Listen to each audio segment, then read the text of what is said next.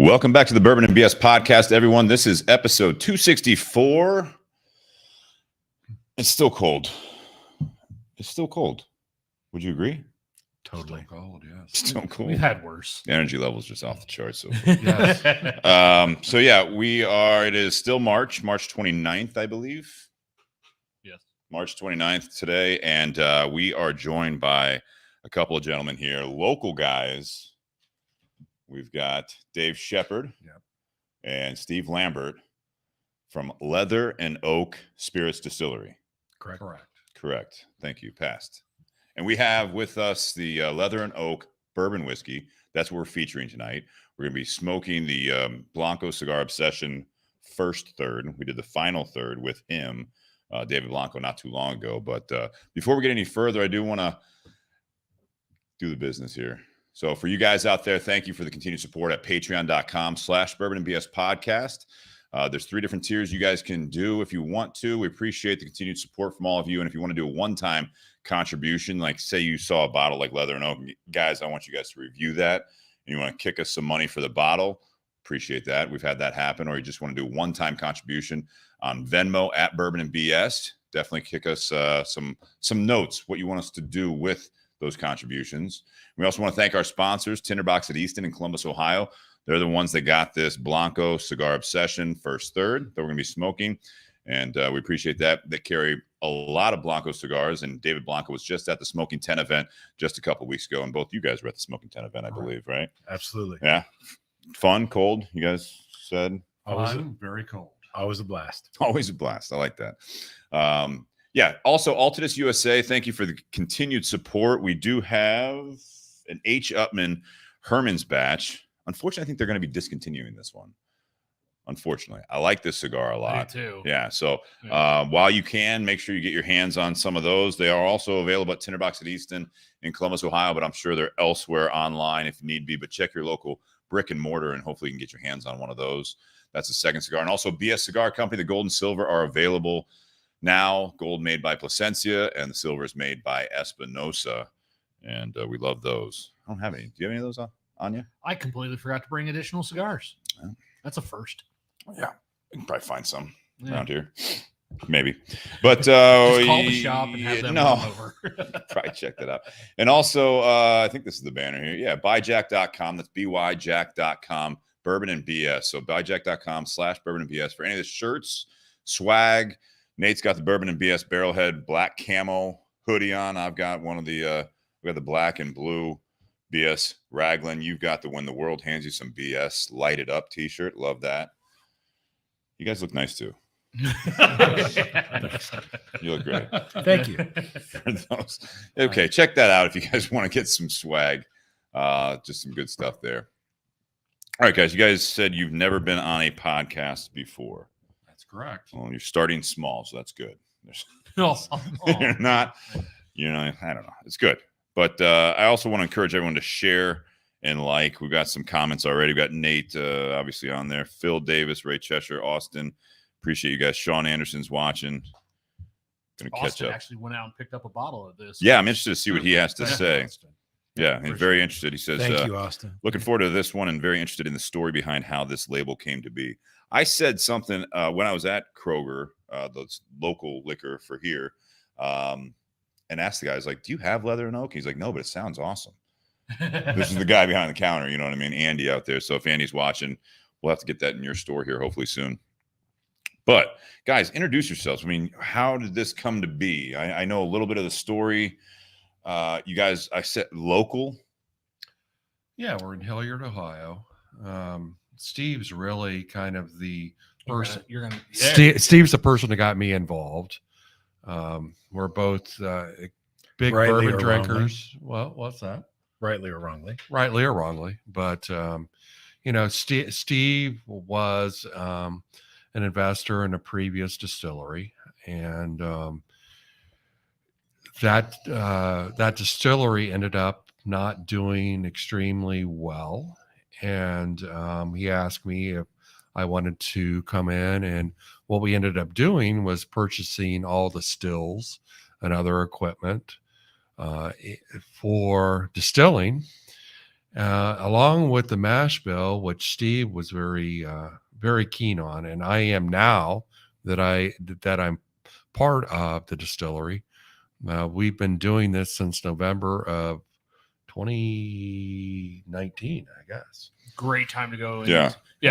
So 2019, things really took off after that. And but you know, the reality was, my background is healthcare and medicinal. Got it. And I'm gonna take a sip of this while you're talking. All right. But you know, That's healthcare is an your face. extremely regulated industry, and alcohol. Let me tell you something. There ain't nothing like it in terms of regulation. Mhm. So took us a long time to get all of the I's dotted and the T's crossed to get this thing rolling. But we're rolling now. And, you know, the one thing that we're very proud of is we've been able to meet our annual goal with the state of Ohio in a couple months. So with that, Steve, you're on. You say annual goal, like you're saying, is it calendar year? So yeah, so you say a couple months, like we're through March already almost. So what they do, Steve, is they actually when no, he's just doing okay, that to give you an example. all right, Anytime but he pat you on the back. Okay, All right. so what the state of Ohio does is they want to move product, and if your product is not moving, they will delist you. So they set minimums that you have to meet on an annual basis in order to keep listed with the state of Ohio. And when I say we've met our annual goal, we've met what the state is expecting out of us in a 12-month period in a couple months. How do they come up with that? Just because you guys are new, or is it like, are there stages? Literally, it's for everybody out there. They manage their SKUs very closely. Sure. Which those of us in Ohio, we always wonder, why can we go to Kentucky and get something that we can't get here in Ohio? Sure. And it's because Kentucky doesn't truly manage their SKUs. You're doing that all night, aren't you? Yes. Perfect. Continuing to pat each other on the back. So they have milestones that you have to hit, Mhm. depending on the product category that you're in. Bourbon happens to be in the highest category because it's the fastest moving horse out there in the It is the hot racetrack, one, right? So Yeah. We are the fourth largest bourbon market in the country. Ohio is. Ohio. So ultimately, they're managing that, and it's on a 12-month rolling basis. Rolling. On the, so it's not an annual. In other words, we didn't start No January fiscal 1st. year. We It's started just when we constant 12 delivered months. product to the warehouse that Okay. they distribute from. Mhm.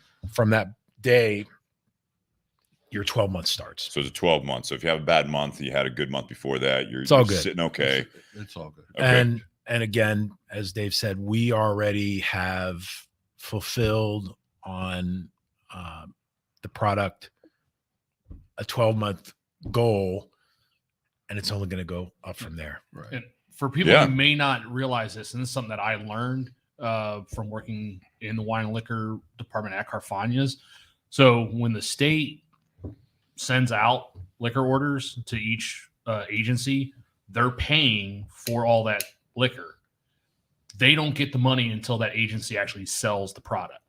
Every day, the agencies have to pay back the state a certain percentage based on everything they sold the day before. So obviously when the state sends out and they've already paid for it, they want their money back. That's why they look at the numbers. I can call up the guy at OHLQ right now and he'll and say, hey, how many bottles of Leather and Oak do I have on the shelf right now? Right. And he'll be able to tell me without Right, even going to exactly. the store. Yeah, and it's all electronic. Yeah. I mean, they come in and swipe your bank account or give you money, depending on whether you're owed money or vice versa. Mhm. Yeah, it's definitely different than a lot of states. Most states. Most states. And what's unique about liquor in Ohio, Jobs Ohio literally pays everything through, Mhm. and they're the ones that collect the money, and then they send the money to the state of Ohio at the end of the day. Wow. Thank you. Yeah, sir. get a glass. Yeah. We did have a question for you guys right out of the rip here, which I did want to put up on the screen if I could see it. Guys, when we have 4 people on here, I can barely see the monitor, so bear with me on that. But I think this is it. Yeah, there you go. From Sean Anderson. So Sean's down in Tennessee. I just want to know what an, quote, authentic Ohio bourbon, end quote, experience is exactly, considering every state that now basically is producing off of Kentucky process. You know, he's asking, and he's not grilling. I mean, are they doing something different in the way that it's only done in Ohio, or what do you think about that? Well, in terms of Sean's good people. in terms of processing, everyone distills liquor in a similar fashion. What we're doing is all of the ingredients are Ohio sourced ingredients. Is that right? So all the mash bill is coming from Ohio. So that's Correct. correct. you're going to have some differences. We've had some other Ohio distilleries on the show before, and you know that does happen. And I think that goes for a lot of places that aren't sourcing from like your guys' size. You see that a lot. It's being sourced. You know, something that Dave said. You bought the stills, you bought the operation. So this is something that is not sourced, correct? Or some of it is. No, we're sourcing locally all of our products. The grains. The grains. Right. The grains. Right. With the exception of the limoncello. Mm-hmm. We don't grow lemons in Ohio. Mhm. So Really, you mean our climate is not good for lemon growth? not currently. Small window. Okay. Small window. Climate change is working its Yeah. way this way, Yeah. and maybe we'll get there. All right, Okay, maybe but a few centuries. but not currently. Okay, so typically a distillery, like any other business, is going to look at the grain acquisition from a commodity perspective. Okay. So whether you're getting a specific grain that you're looking for, like a single malt or a particular rye. Yeah. One of the things that we had looked at this past year was getting a heritage rye, but we couldn't get it because the state of Pennsylvania would not let the seed go outside of Pennsylvania. Correct. So we could grow it in Pennsylvania and then bring the rye over here, but they were not going to give us the seed to grow it in Ohio. So you're looking for a product. And the other thing that I would say, just that we all understand because we all go down the liquor aisle. Yeah. And I'm going to change the subject just a tad bit, but There's no two other guys and myself, we always make wine every year. Mhm.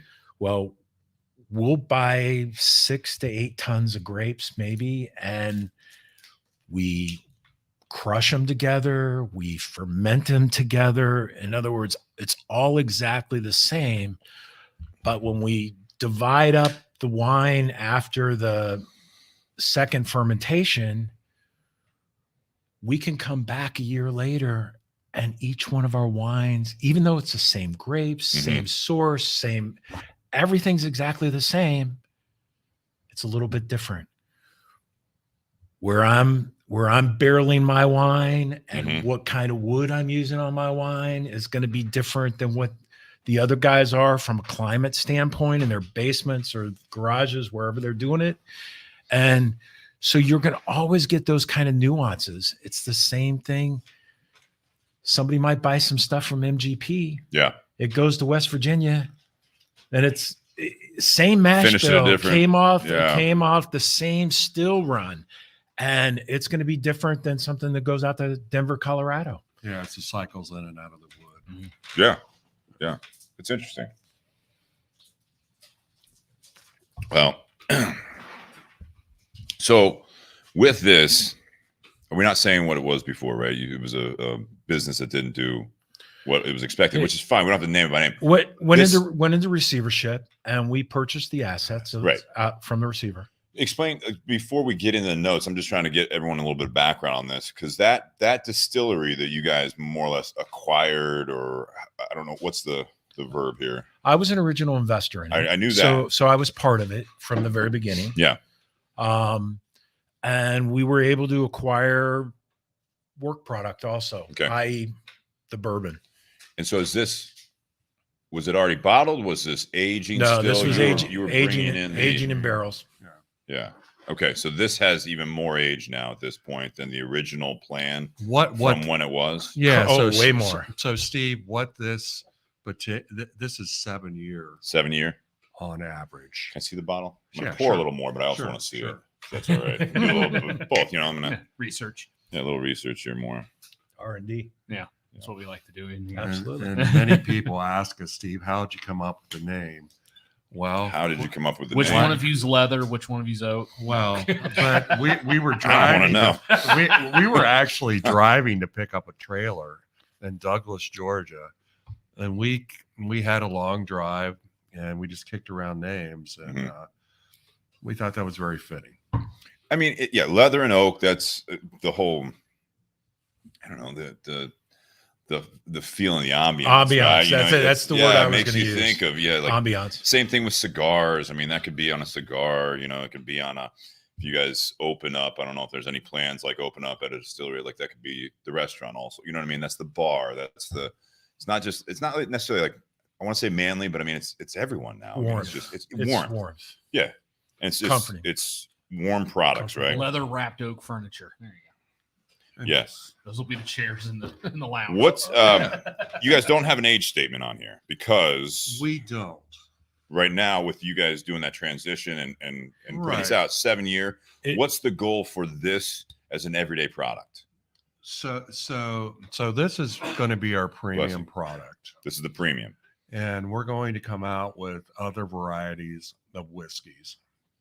And one thing that Steve mentioned was rye, Mm-hmm. because both he and I, being big whiskey connoisseurs, love rye product. And what we've done is we've actually planted a field of rye. So we'll be harvesting in late summer. Okay. And Is this near Hilliard? it's in Delaware County. Delaware? So, Okay. yes. A little north. Yeah. And so, this is just the beginning. Anna's limoncello and then Leather and Oak bourbon whiskey is just the beginning. But, we're going to come up with various things. Mm-hmm. The one thing that probably differentiates us from a lot of distillers is, we're in this because we like to drink and we like various why not make your own? I know, but we're going to put out a product that we enjoy. It's a so it has to fit, I'm going to say, our flavor profile. But one thing that we're talking about doing is exporting to China, because we have a connection there. And what the Chinese drink, they mix bourbon with green tea, Unsweetened, and it's hideous, absolutely hideous. But they love it. They love it. But so why would you, the gentleman who's kind of the head, what do I want to say, contact for China, he's like, they love to drink. They just love to drink, but they really don't appreciate a neat drink like the four of us do. So why? I mean, you're just doing it for so we would probably do a lesser age statement, just a whiskey, a price, not right? a whiskey, but it's not a bad premier. whiskey. It's Right. just Not a simply, bad- yeah. it's not going to Possibly be less age, less like, age. Correct. Yeah. Less Correct. age. Correct. So a little bit lower price point, a little bit something that you think that they would be in the market to buy or to mix with. It's what they've expressed an interest in. Is that right? We've had some tastings with them, and like what profile what mash bill they were looking for, or what Yeah. fit with the green tea. Yeah. I mean, which I share Dave's emotions. It's really not very good. It's not for you. It's not in my It's not in my No, Steve, wheelhouse. quite frankly, because we went out and bought competitors' Yeah. product as well as ours. The lowest price point bourbon was what was the most desirable, at least from our palates, with the green tea, And they loved. Yeah. Well, I mean, think about it. I mean, not the tea part of it, but I mean, I don't think it was that necessarily long ago. I mean, obviously it's been decades. That's where we were. This wasn't, I mean, this wasn't a thing. I mean, like It's elevated. the whole stint when China was, Chinese, they were buying, or Japanese were buying some of the major distilleries, and they were basically making stuff that could hopefully be mixed.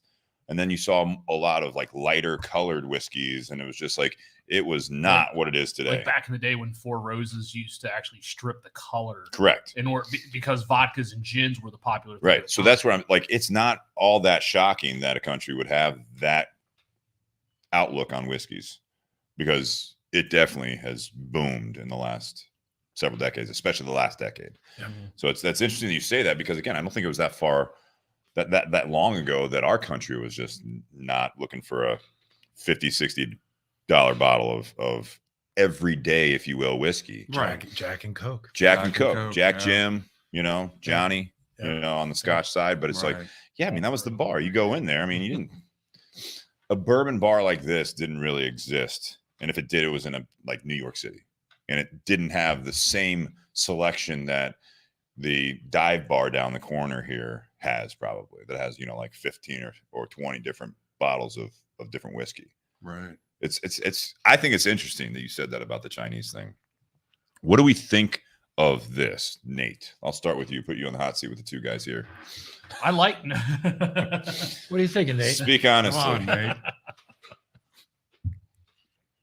No, I do like it. It's got a nice fair amount of sweetness. I know, Dave, you kind of told me at the store the last time. And I prefer a higher corn content in my mash bill. I like the sweetness.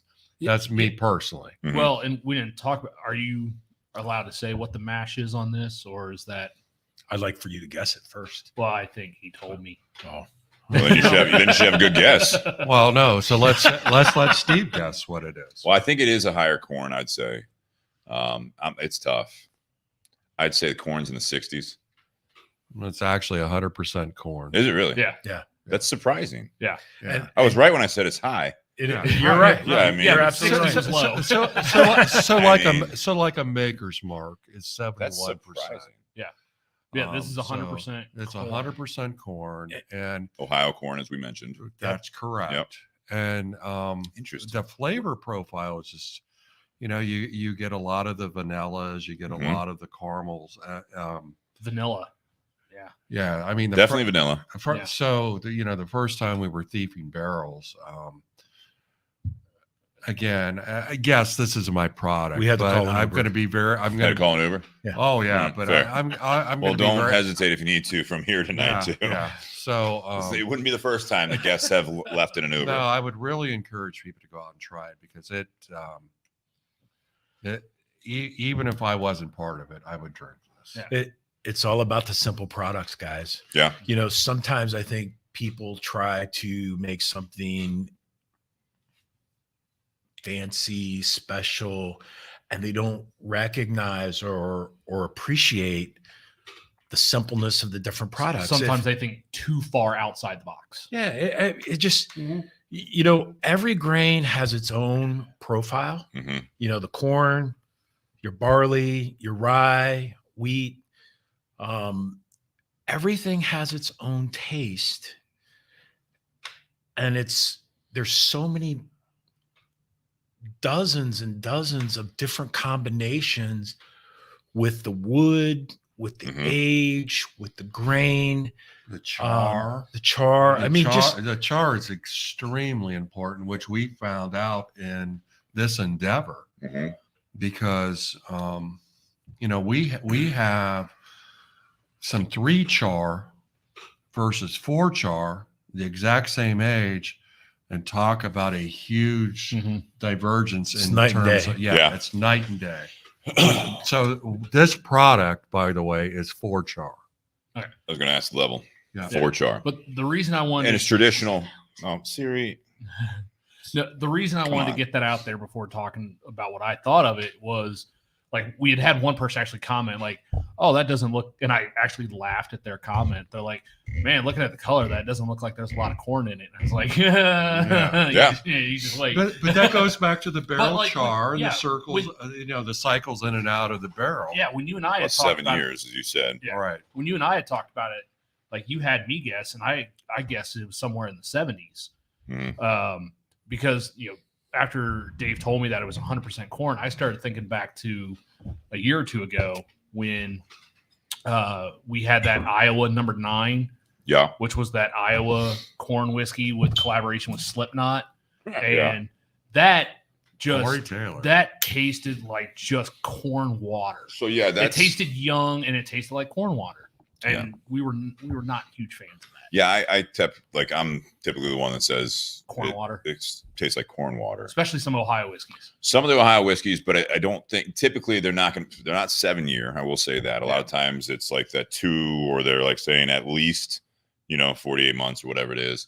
But and a lot of those, even like some of the ones that have that, just that it's not corn syrup, but it's like corn water. It's like it's got that just real fresh corn type of flavor. The young Steve, you're right. The And they're not young always flavor. 100% corn. No, Like they could just be very, 70%. It's just like it's prevalent. yeah. It's almost abrasive to me. It's not my flavor. When you said you like the corn, Dave, Well, I like sweetness. this has the of it. sweetness. It has that vanilla for sure. I mean, that's definitely, I think, the number one flavor that I'm getting from it is like And a little sweet toffee. I mean, it's not. There it's is. not. It's not butterscotchy. Uh-uh. I mean, if you were making caramel, butterscotch, caramel, toffee, Yeah. it's like the toast on the wood is making that kind of difference in that. It's a warmer vanilla. It's not like that vanilla bean. It's more like just like like you say when I heard toast, it's like that kind of like that warm toasty vanilla, a little bit of cream in there type of a flavor that you're drinking. It does have, I think, a little bit. It's a decent finish too. It's got a little bit of. The reason I didn't think it was 100% corn, I thought there was like going to be maybe a hint of possibly rye, but then I thought because you don't have that, probably not. But there's a little bit of a spice at the very end. And that's coming from the wood. Yeah. Different distilleries source their barrels from different woods, and that oak, it's American white oak, Right. but it comes from a different ground. Yeah. It's like grapes. You can have a Cabernet that comes from Oregon and a Cabernet that comes from Mexico. Same grape, same genetics, but it's very different Yeah. in the flavor It's profile. funny you say that because at Carfagna's right now, one of our wine flights, it's 5 Cabernet Sauvignons, but from 5 different countries. And every single one. And of they're them unique. Is Yeah, Totally unique. Oh, yes. No, it But just but a lot of people don't realize, because I'm glad you brought it up, not everyone thinks about the trees, where the trees are coming from too. That plays a role The in soil, the the nutrients. Yeah, I mean, the soil, the water, rainfall, yeah, the the yeah, sun, yeah. all that plays into it, Yeah. and that's where you're finding, or you can find those nuanced differences that make a difference between a particular barrel, even though it's sourced again. I use an MGP and not in vain. I'm just simply saying I think they're doing it's, okay. it's one source, exactly. but multiple worried about it. different flavor Yeah. profiles that the different distilleries are Yeah. being able to pull out of it where they're aging it. And we've had Greg Snyder on a couple times. He's the head distiller at Chicken Cock. They just do bourbons and ryes, but he's so involved in the process. Like he actually goes and hand picks the oak that's going to be used for their barrel staves every single year. So every single year he goes off and he's looking at these giant planks of oak. He picks and chooses what's going to be used and then it gets seasoned out in the elements for 2 years. But that's so when you talk about where you're sourcing the oak, like I said, that's not an aspect that a lot of people think about when it comes to making a whiskey.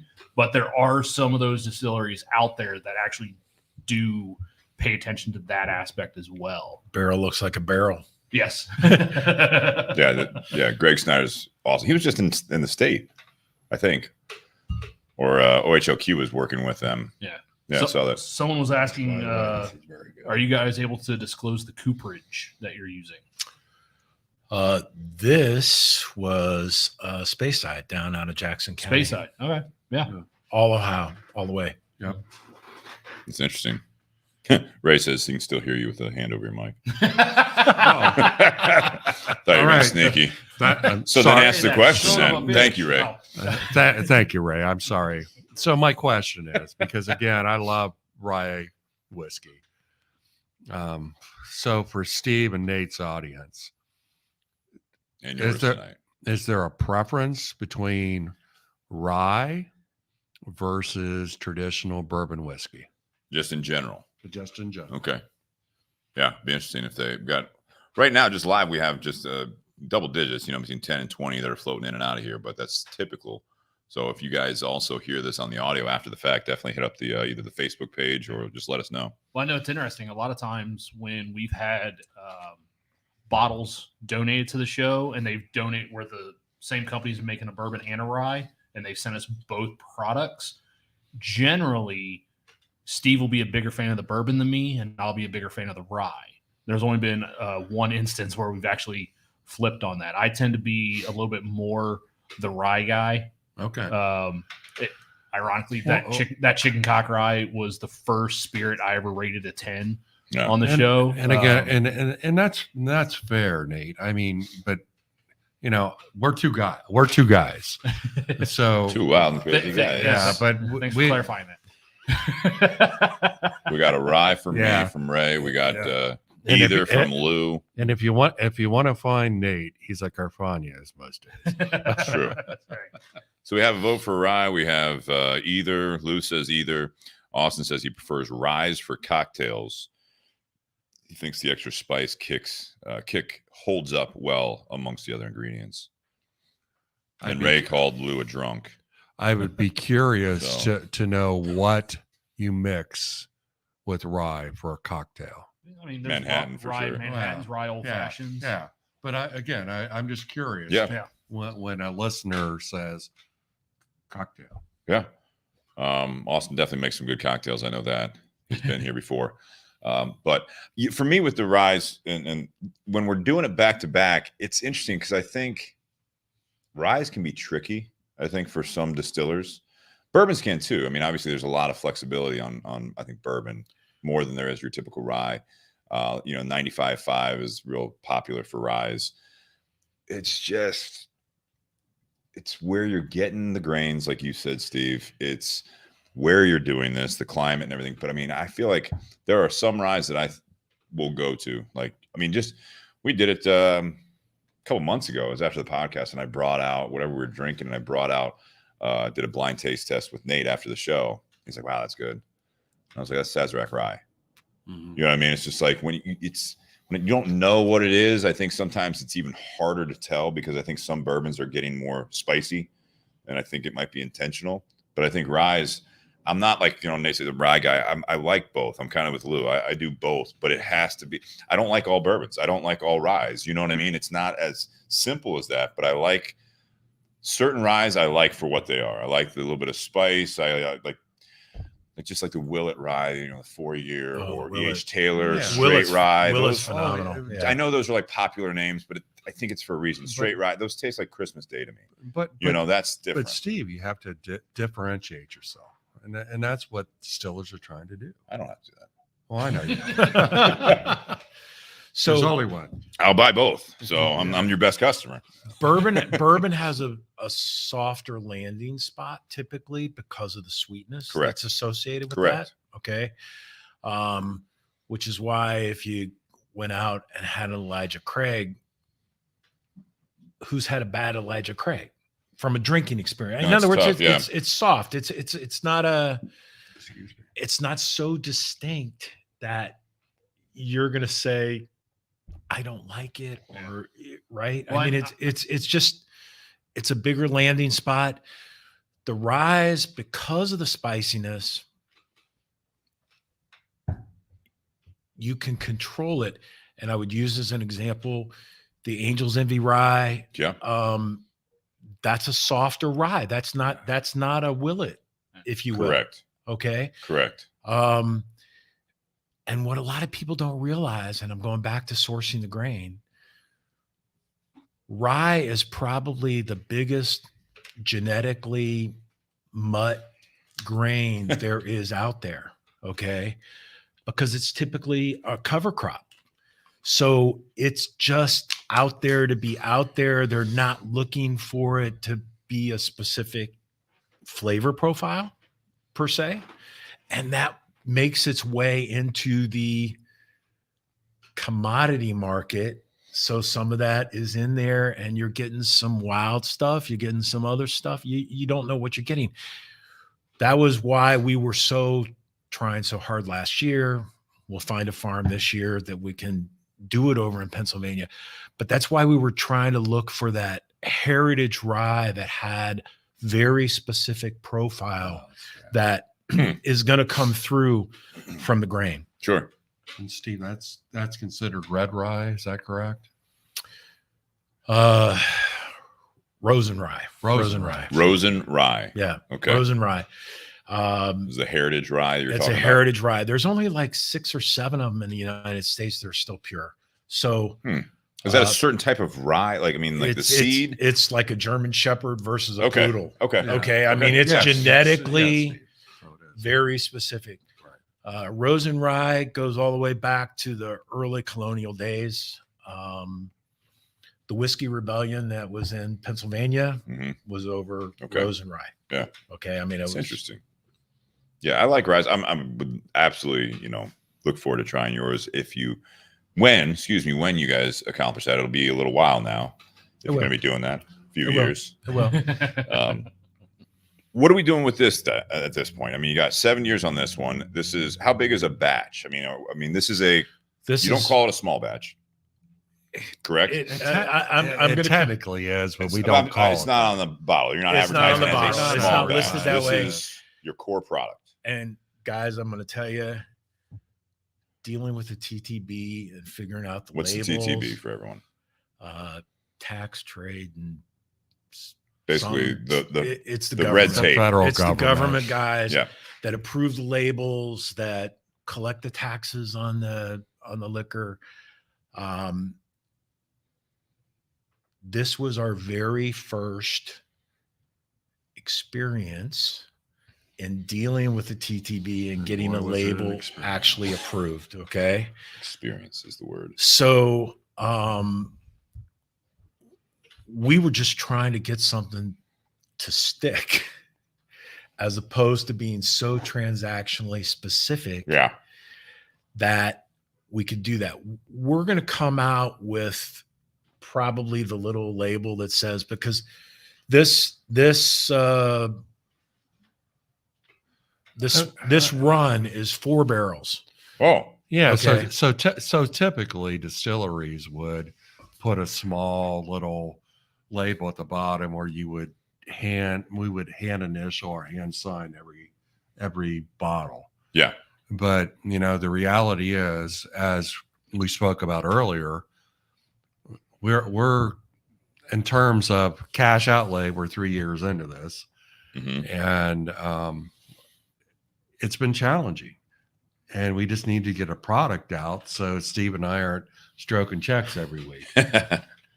Yeah. So this is the first small batch, if you will. this is the first, and it truly is a small batch. It's 4 barrels. And then again, I know that this is, but I'm going to put a plug in for Honest Limoncello. Most limoncello is 40 proof. This is 80 proof. Nate works at Carfagno's. Mr. Carfagno, our young Mr. Carfagno, and then a lot of the Italian true drinkers of limoncello said this is some of the best they've ever had. So Most please of, try it. most of the limoncellos that we have in the limoncello section are between like 23 and 30%, and you guys are at 40%. So we'll get people coming in looking for limoncello recommendations. I'm like, well, how much alcohol do you want in it? Because if you want one that's got the most alcohol, ding. Yeah. What are your plans for this this bottle? Is this a summer party? Limoncello, if you've ever had it, and there's actually, quite honestly, a lot of people have never had a limoncello. Mhm. Okay. Yeah. Drink it neat. Always try every liquor neat to begin with to Yeah. figure out what the bones are. Okay. It's awesome. It makes an awesome cocktail, an awesome mule. Throw some ginger beer. Ginger beer, yes. Yep. With that, it's freaking phenomenal. Yeah. Okay. If This is you're a looking family recipe too, right? it is actually. It is. Anna, It's this, one of your yeah, best friends. this recipe was over 100 years in her family, and I'm the first person outside of her family, and I think it was because of my wife, not because of me. Okay, that You can turn them up a little bit, maybe too. they actually And that shared it with us. and that is a picture or a drawing. of- Facsimile. Yes, facsimile. Yes. To get her permission to put her picture on the bottle and her name on the bottle. I promised her nobody would stop her on the streets saying, "Are you Anna?" So anyway, but It's a tough promise to keep. she's a sweet lady that from Italy, and this recipe's been in her family for over 100 years. And there's, if you count them out, 2/3 of a pound of lemon basically gave its life up for every bottle. You said gave its life up. That's Wow. like Sacrifice. what's the Well, it's not like I don't a want to feel lemon bad jumped in drinking it. front of I mean, lemon. like, yeah. The Picturing peeler. like little like googly eyes on these Yes. lemons here. We Like, want no one to feel any remorse. Yeah, there was no animals hurt You or didn't talk about the anything along corn. those lines. you didn't talk about the corn. Yeah, fuck the I mean, Jesus Christ. The corn was locally sourced. All right. corn. But no, we use all organic lemons and organic sweeteners in the limoncello. We can't make an organic claim because we don't know all the sources of the different components of the alcohol. But no, it's there's more lemons per bottle. And like as an example, you see the Mhm. The oils. those are oils. Yeah. Well, Because at the there's- top of it for there's those who are that- listening, yeah. There's so much flavor in that compared to what your typical limoncello is. It's And- vastly different. And the one thing, this is purely Leather and Oak's product. Hmm. So when we purchased the assets from the previous distillery, they did not do limoncello. This is 100% Steve, mainly Steve, but Mhm. Steve and I putting this together. Yeah, You were it's our messing gig. around with this. I remember you were For telling forever. me. Well, I- with the previous, when you were part of that Well, company, I know you were doing this kind of like, I- let's mess around with this. I've been making the limoncello from Anna for literally probably 17 years. Okay. And 3 gallons at a time, Christmas presents, tailgates, Mhm. whatever, do you know what I'm saying? Mhm. From that perspective. But so figuring out how to make it more on an industrial scale or commercial scale was a bit of a learning curve, just trying to make sure that we had all the stuff at the right, and it came back. And first 50 gallons we did, I sent on a couple bottles and I said, "Tell me the Thoughts? truth." Yeah. Okay. Did I do it right? And she came back and said, "Steve, you nailed it." That's so, awesome. so we were very proud of that. Well, we learned from our guest last week from Barrel Craft that scaling something up from a small scale to a large scale, it's not an exact. All right, you just It's not multiply exact. everything. You don't just multiply everything Oh, no. by the same, because It's they just were not talking about how they create batches on like 5 to 10 gallon scales to like see and how they're blending whiskeys to get a flavor profile, but they don't just sit there and scale it up for the large, 10,000 gallons. Like some of those ratios change a little bit when they scale up. And it does. It's the same thing. It's a lot different making 3 gallons versus making 50. Yeah. So Steve, what we should do for the audience is, Anna hand sign some labels. So we should make some available for your and Nate's audience. Just run a contest. Yeah. It's a collector's item. Yeah, we can do that. Would be great. That'd be great. No, Absolutely. Yeah. That'd be wonderful. I'm sure they don't mind. And sorry, Ray, I'm not going to ship it to Hong Kong. He's in Vietnam. Vietnam. He was talking about China earlier. Yeah, when he used to live in Hong Kong. Threw it off. Are we going to try the limoncello, or do we want to stick with Absolutely? Do that in part Do we? Well, first of all, let's do one more pour of the leather and oak, Okay. if you guys are cool with that, and then we'll do limoncello. We'll maybe crack that for part 2. Okay. That sounds good. What were you going to ask? No, what if you had your bourbon tasting wheel, what are you experiencing? We kind of already talked. I mean, like I said, it's that, like I said before, it's that warm vanilla. It's like a little bit of spice at the end of it. It's like a creaminess to it, which The texture. I know it's texture, but it's also, I feel like sometimes people say creamy as a flavor too. Yes. Not so for those that are looking. mouthfeel. It's mouthfeel. I'm saying It's part of that. it is. It's like a buttery, creamy mouthfeel. And the one thing we haven't spoken about, it's 95 proof. It is. Yeah. So, So again, a little higher proof. it's a little higher. It's not your barrel strength. It's very easy drinking. It's very easy drinking. Neat. I don't want to say discourage, but even a couple drops of water probably aren't necessary for this bottle at that proof, in my opinion. This is a neat product. Mm-hmm. So we literally proofed the barrels down Mhm. to get to here, but it was, and at barrel proof, it's very approachable. It's not. That would be interesting. It's not an. I can make that happen. Okay. But Aren't challenges. You know where I thoughts. You know where we both. So work. my question, so my question to you, Steve, Yeah. do you ever travel with the podcast? We'll have you at the distillery and we can do barrel proof. We can. It's a scheduling thing, just because of days off and doing this together, and we both work retail, so it's tough to as do long as that. it's not the third Wednesday of the month, we're okay. Yeah, right. No, We could probably do that. Can you smoke at the distillery? Mhm. Oh yes. All right. I got a humidor. Usually the answer to that is As- no. Yeah. I got. No, Well, we're not going to let you smoke next to the still. Holds No, about no, no, 2,000 no, no. cigars. So yes. Yeah, right. There's a place to do it there. Yeah, Yes. that would be fun. This is not like for those that, I mean, I'm sure some people, if they're looking at the wheel, you could maybe find a fruit, but I don't get much fruit from this. We just recently had last week with the barrel that was cherry. Oh yeah. It was delicious. It was barrel bourbon. Their most recent batch, number 34.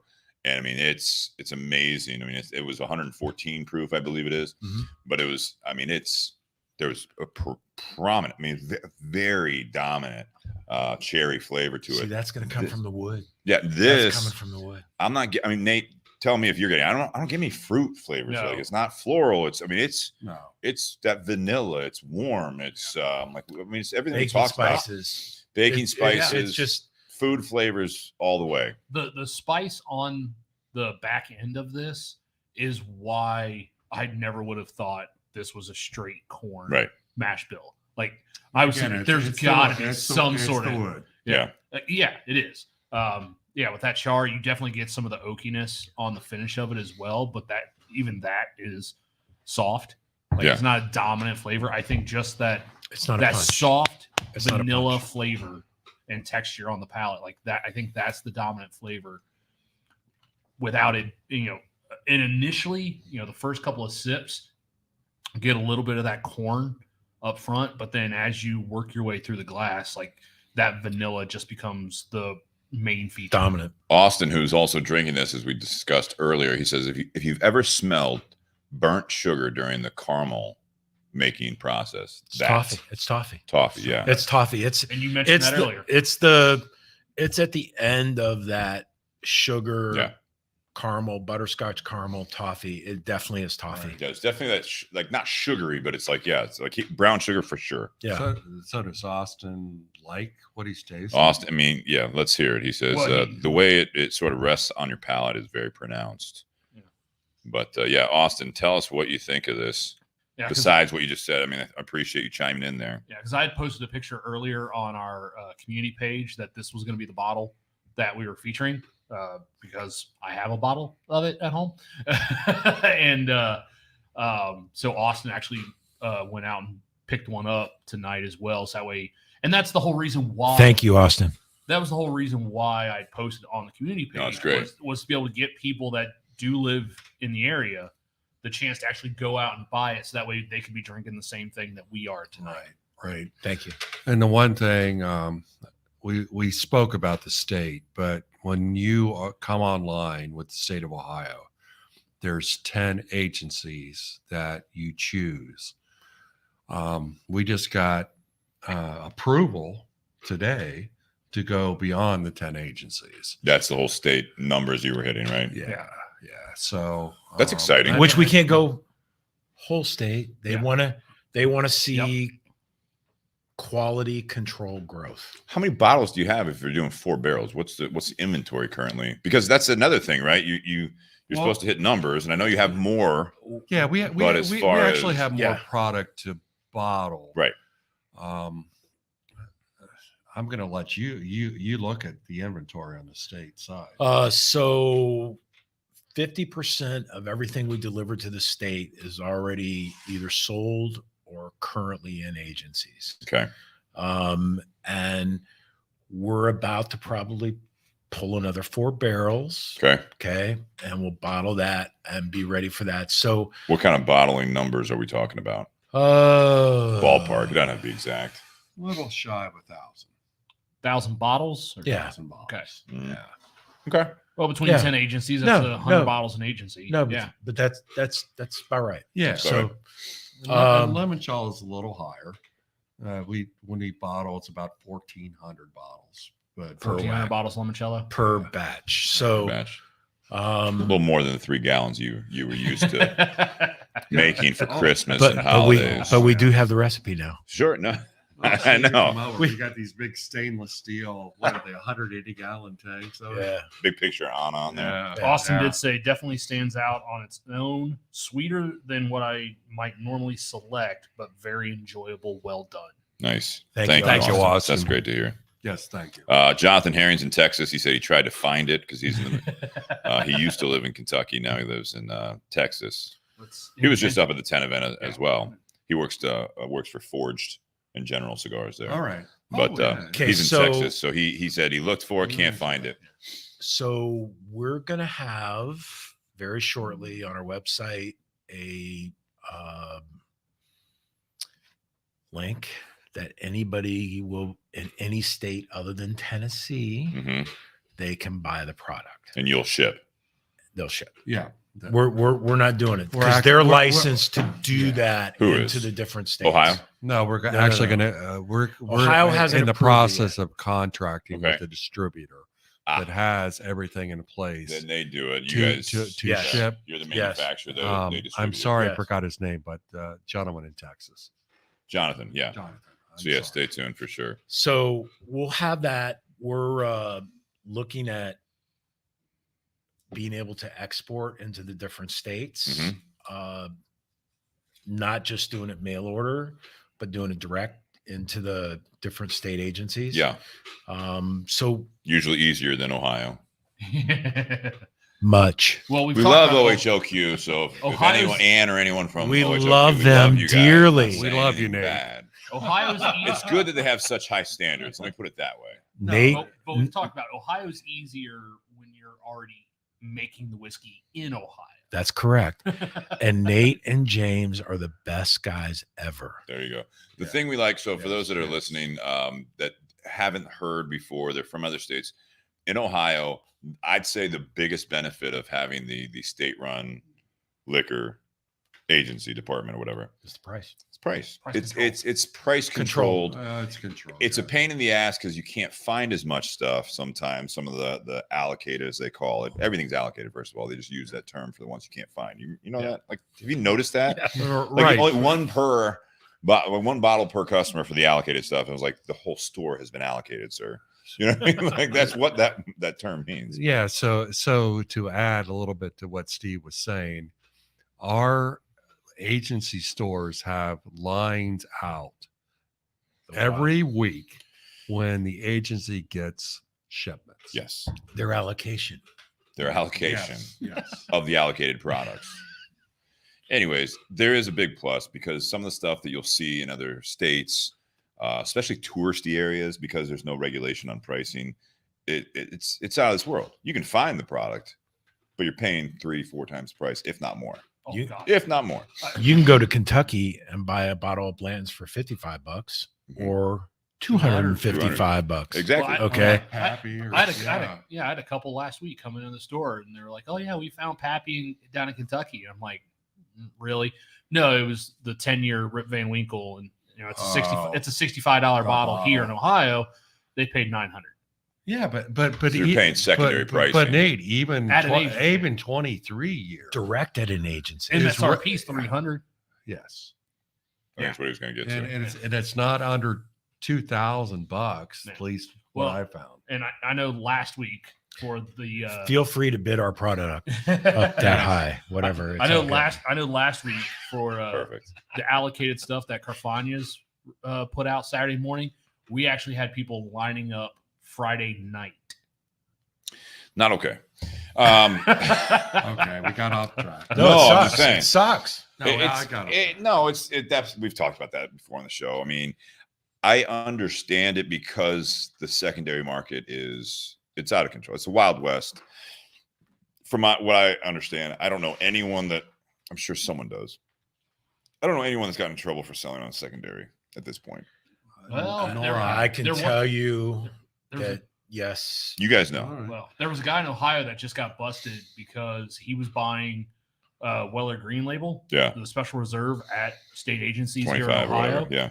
Well, a lot of the agencies in Kentucky don't get a whole lot of Weller, or they sell out really quick. Yeah. So That's the state of Ohio, Nate. So literally, he was buying enough bottles to be able to have a case of it. Went down to Kentucky and sold it to a liquor store.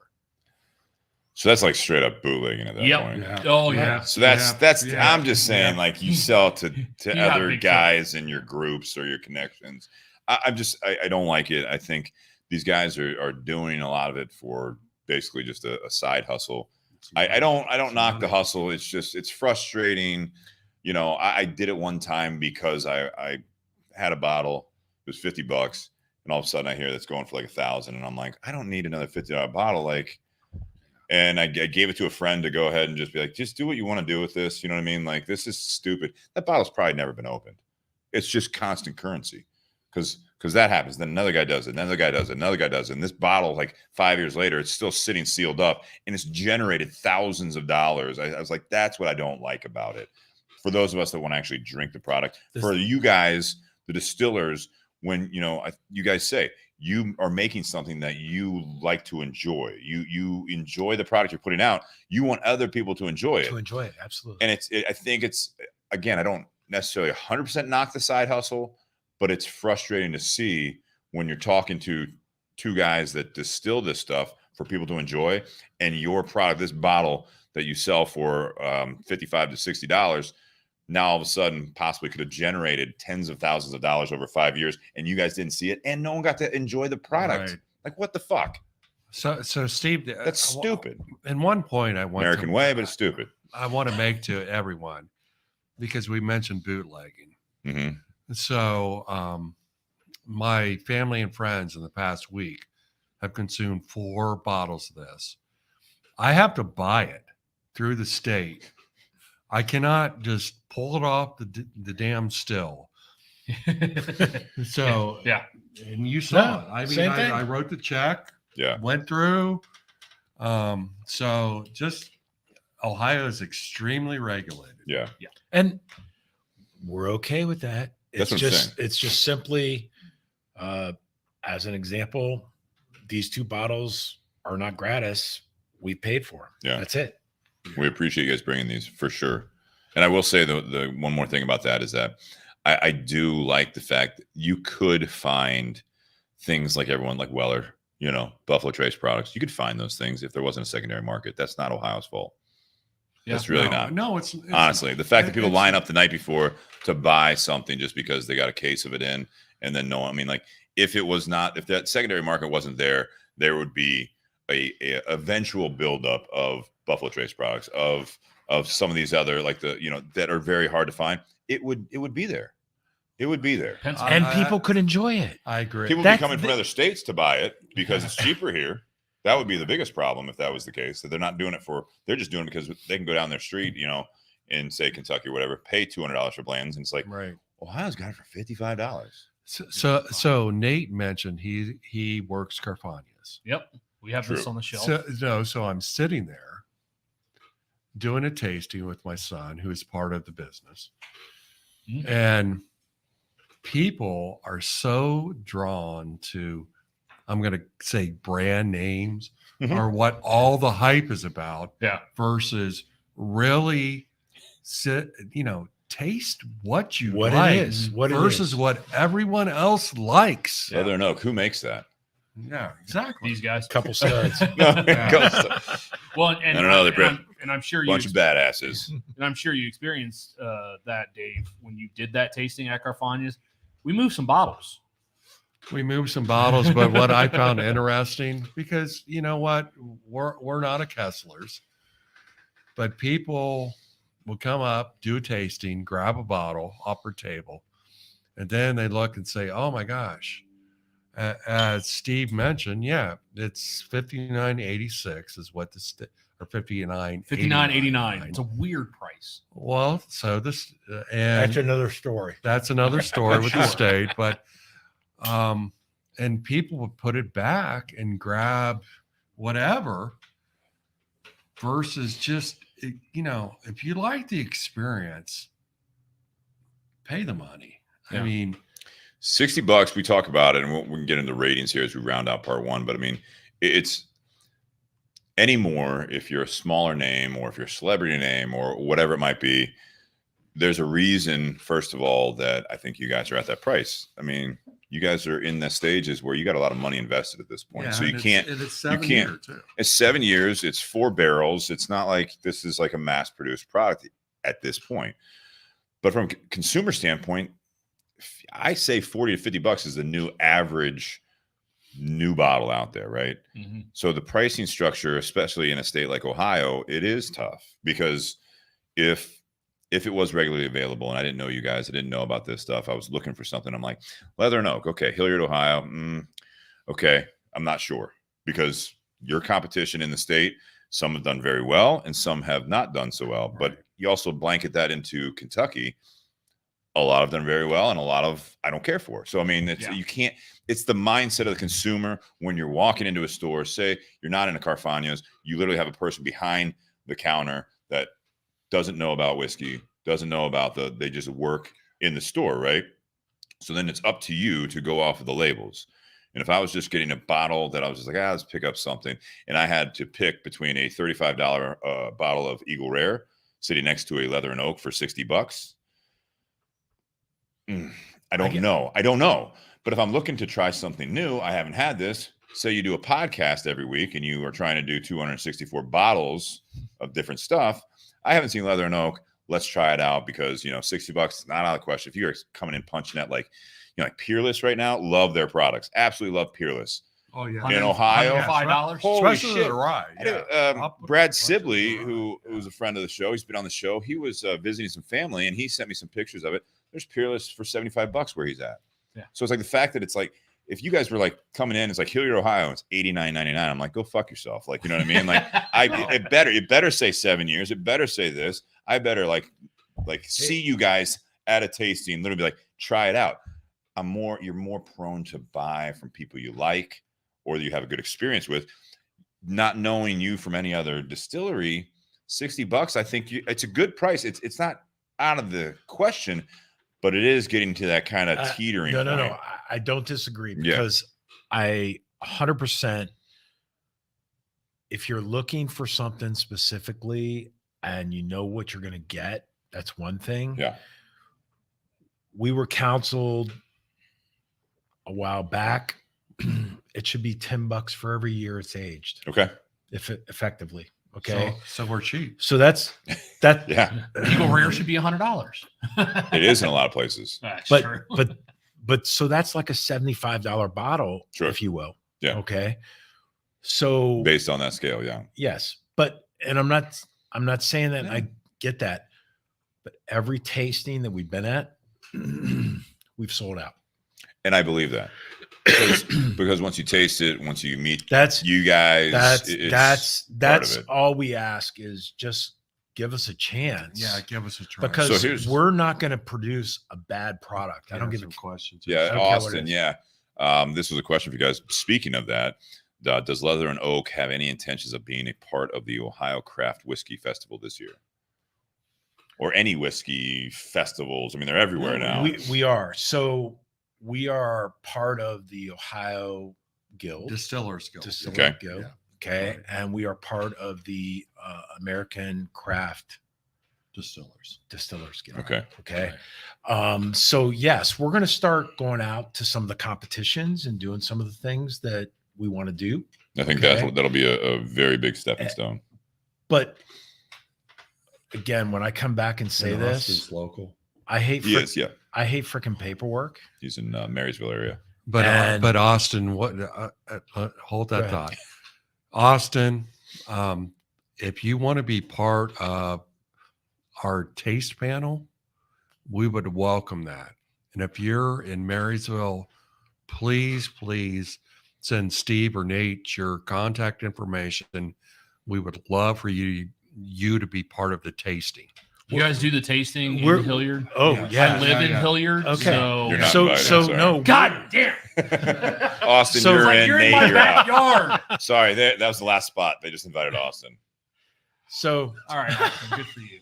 so we're looking for people that have good palates Austin does. Nate and does. and literally we're doing different things. We're trying to figure out the components that we want to put into the different products. Sure. Okay.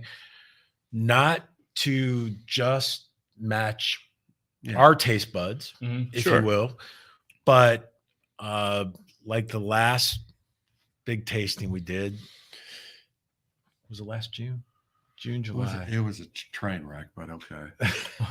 So You may want to have a ride, Austin, there, or at least back. Yeah, we did 22 different. Well, when Steve and I did barrel pick selections for the state for something coming out here in the A few weeks ago, yeah. in the next couple of months, Hmm. there were 8 bourbons, 8 ryes, and then 2 agaves and 2 rums. Everything was at barrel strength.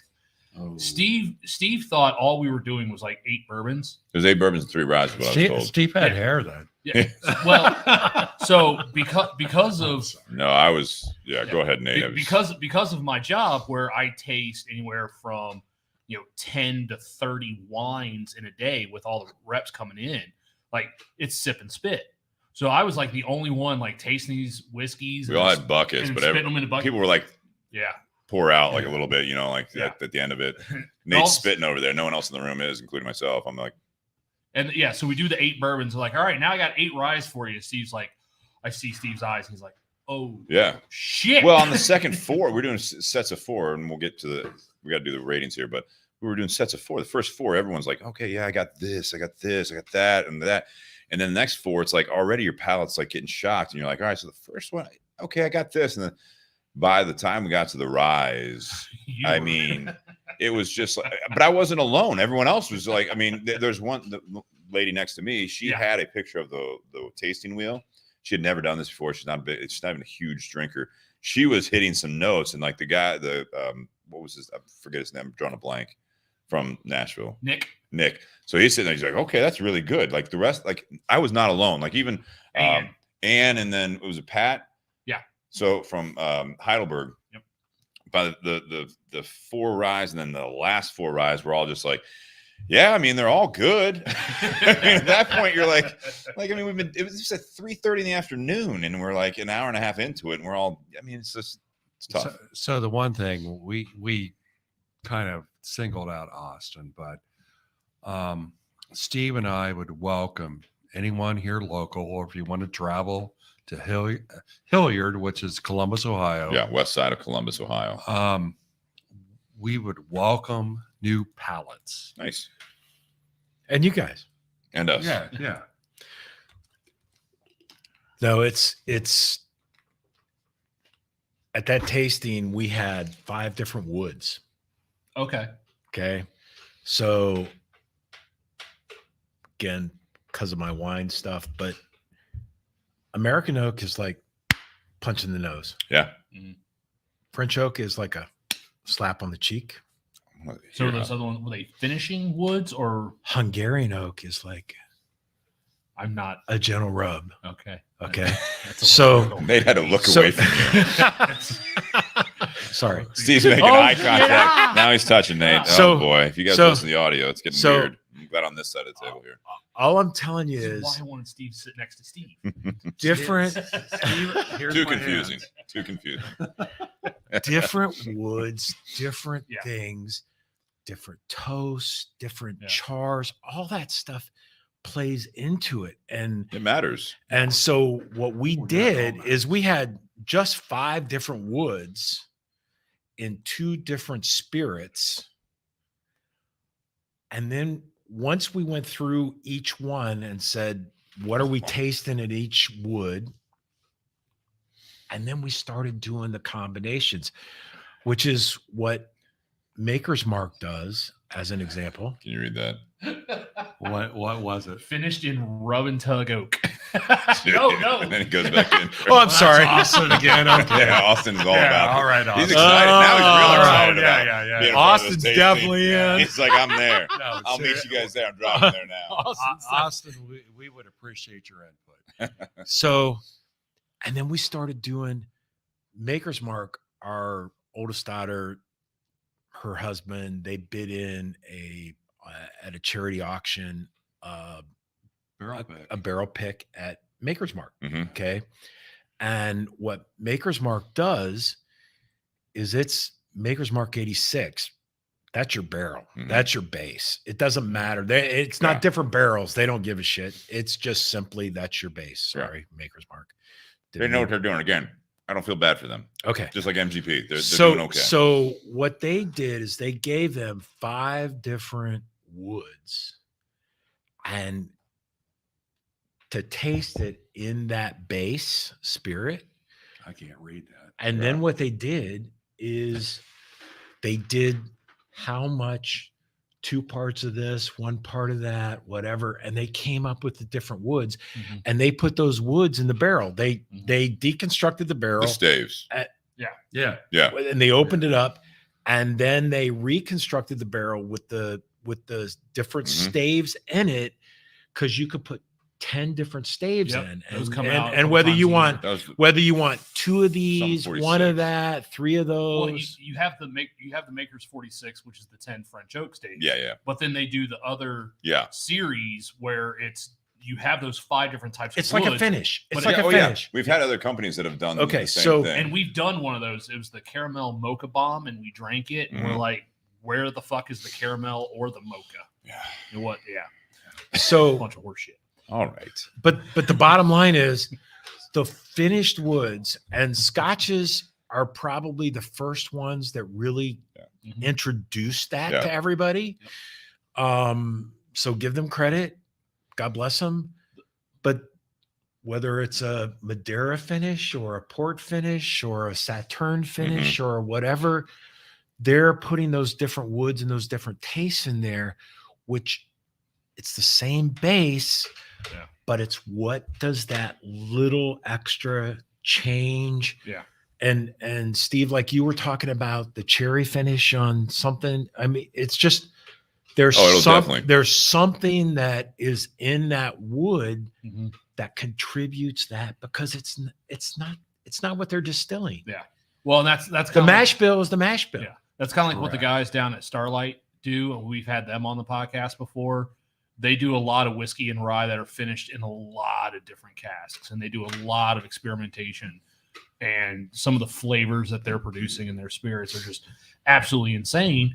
And then you listen to these two gentlemen talk, and you find out that they're both in their mid to late 20s. And you're Oh, like, gee. God, That's impressive. Though. oh yeah, I mean, That's Seventh generation farm, and they're real close with the guys from MGP and stuff like that too. So all right. yeah, That's Starlight. cool. You can't get that here. no, yeah. There's a bottle right next to the Roundup, to the left of the Roundup in the garage, yeah. in the studio. I That was mean, the bottom and bottom. yeah, they got some good stuff.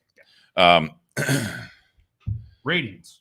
Well, yeah, Ray says, I guess the possibilities are endless for flavor profiles, but who has the palate to pick that up?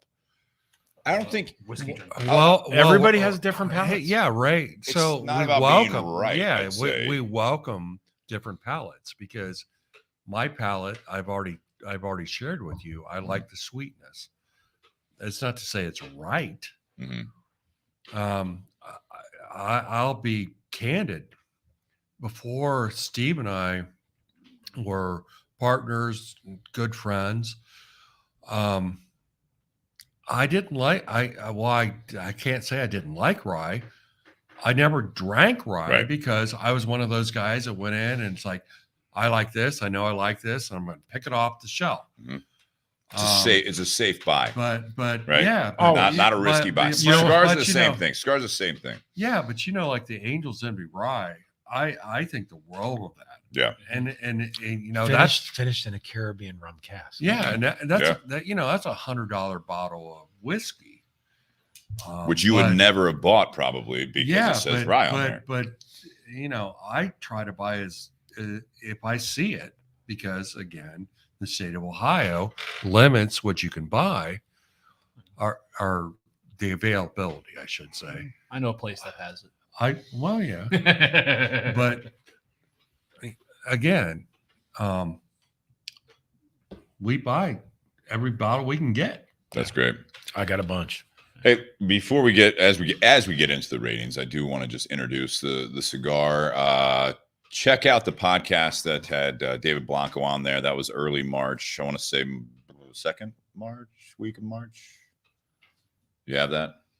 Episode 260, so Okay. 4 weeks ago. Yeah, check out 260. David Blanco here. More about a great interview. He was on for part 1, part 2 remotely. He was fantastic. We're smoking the Cigar Obsession, which is the first third. We smoked the final third. He created this line for the gentleman who was the Cigar Obsession YouTube channel before YouTube stopped monetizing anything with tobacco or alcohol and all that stuff. So he's still around, but he did these blends for him in a sense to sell, right? But no affiliation. It was just inspired by him. And it's excellent. This is going to be a Ecuadorian Sumatra wrapper, Yeah, Nicaraguan excellent. binder, and the Nicaraguan and Honduran filler. Medium bodied. We can talk about it as we rate so you guys not being as familiar with this show, at the end of part 1, it's going to be the whiskey, the cigar, and the pairing. The rating is a 10-point, and it's your scale. There's it's what you guys feel. So we'll rate the whiskey, and I'll encourage you guys to rate your own product here, 10 being the best, then the cigar, and then the pairing of the two and how you think they matched up. So let me to clarify, we're talking bourbons, right? No, we're talking. The So whiskey your bourbon. and the cigar. yeah, so you're going to rate Leather and Oak, I might have to have it. All right. Leather and Oak bourbon whiskey, right? So that's the out of 10, and then you're going to do another rating for the final or for the first third cigar, and then you'll do That's a in the third second out of 10 rating for how you think they pair.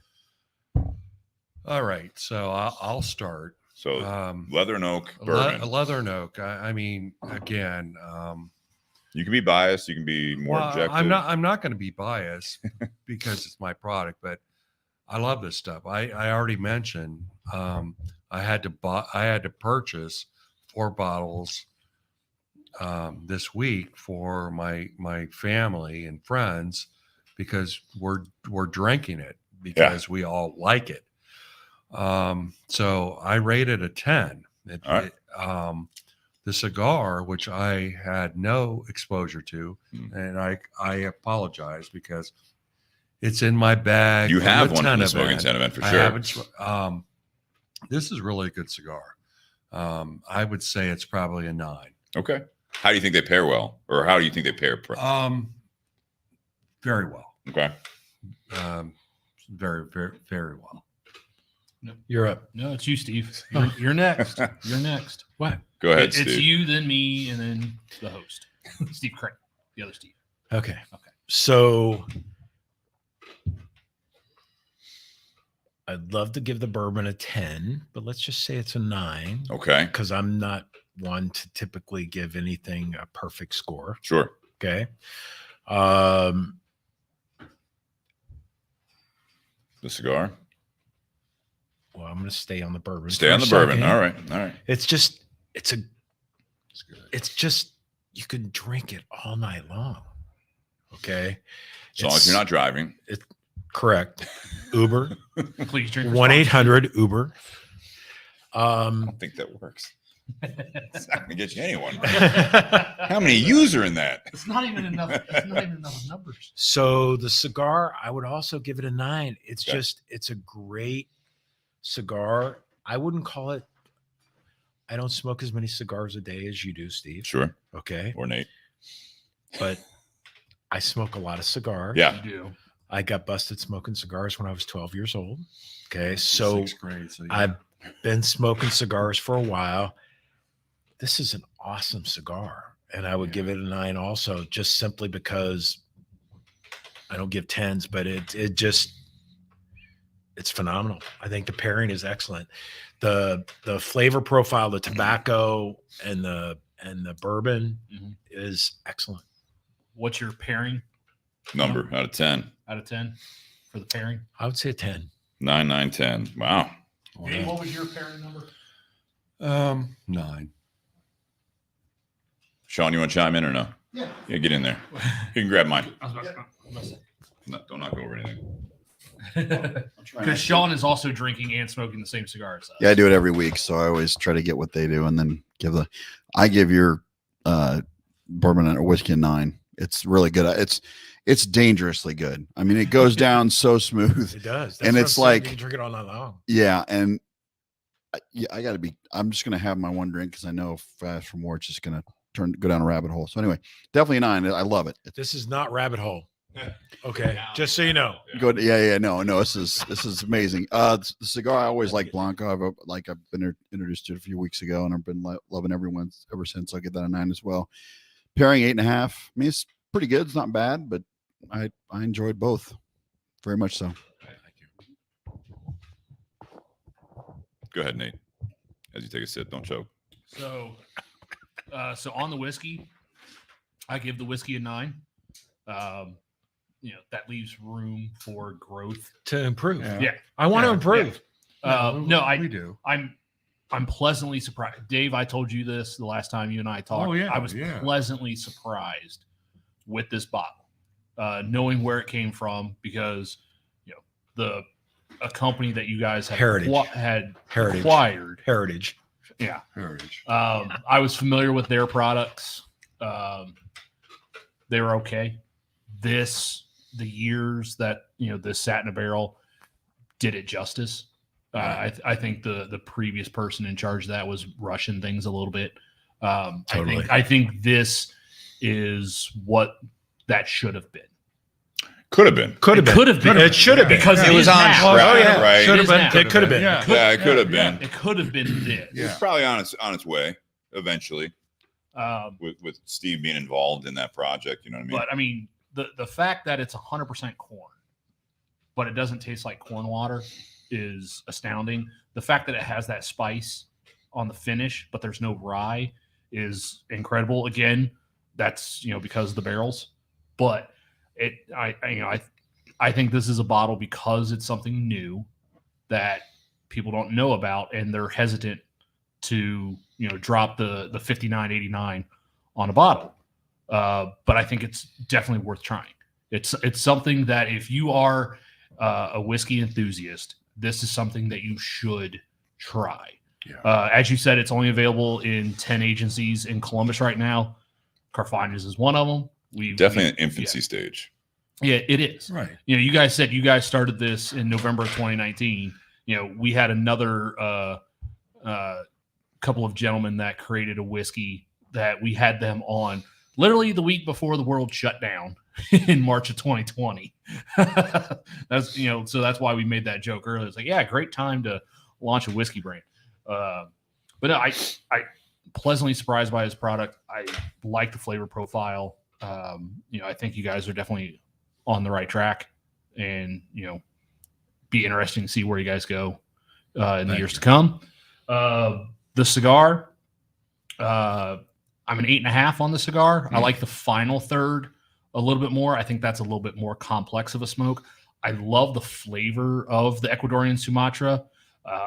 Dave, actually, when I was talking to Dave about this cigar a couple weeks ago at the 10 event, he actually classifies this as like a mild to medium, but full flavor smoke. I love Ecuadorian Sumatra wrapper. So it's got a good flavor. I just like the final third a little bit more. So that's why this one's a little bit down from there. As far as the pairing, I actually give the pairing a 9.5 because as I smoke this cigar and then go back to the whiskey, there's some of those caramel notes on the whiskey that aren't there on its own. Like we talked about the vanilla notes on this whiskey, that being the prominent flavor note.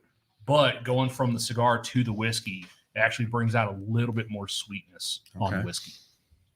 Yeah, for the whiskey, for the Leather and Oak bourbon here, and this is whether or not you guys are sitting next to me, right? I mean, obviously, just like you guys said with the tasting, you guys talk about it, you get the story, no matter what the product, it had to be absolute dog shit for people to be like, cool, thank you so much for your time. Really nice meeting you. Bye. Like you're going to get a little bit more of the identity of the product, no matter what it is, right? I would give the bottle, this is because I really like this profile. For people that are looking for a little more floral and stuff like that, not going to be a 9 or a 10 for you. Like that's, I'll say that. So that being said, I like the vanilla. I like this.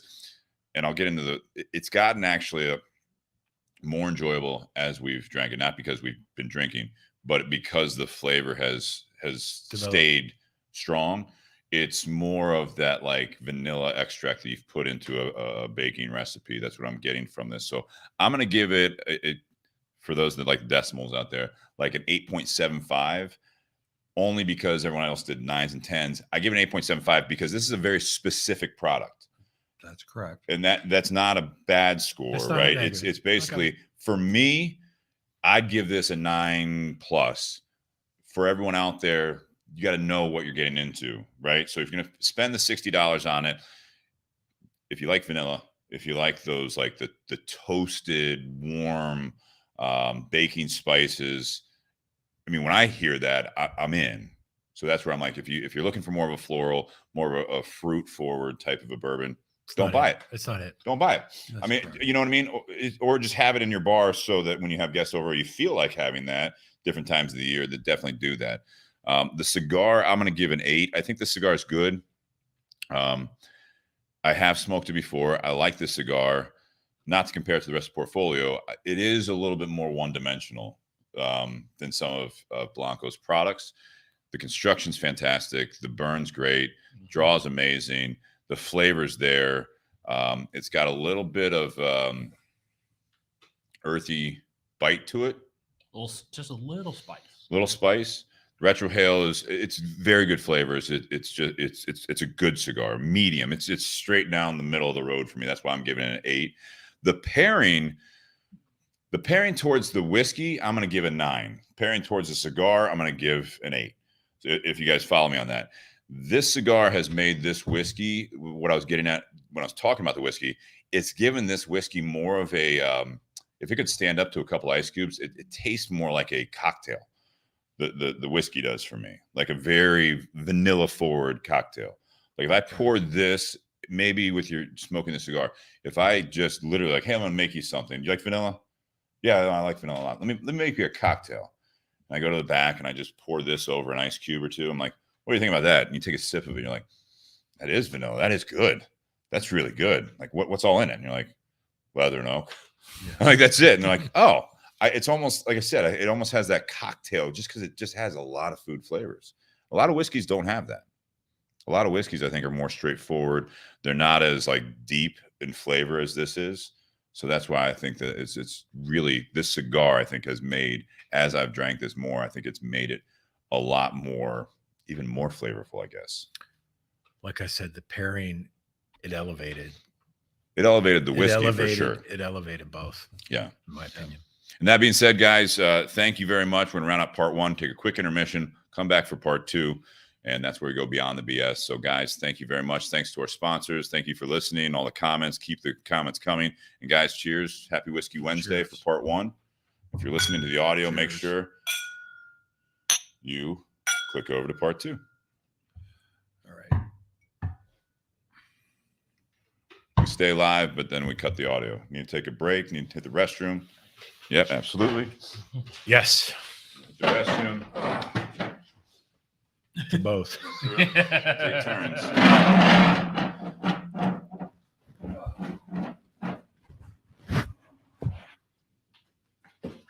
No, to Nate's point, though, from what I tasted when you were with, and I'll say it on the mic for those listening, for what I tasted, I didn't want to just reiterate what he said or repeat it. What I tasted with the previous label on it, that was good. This is great.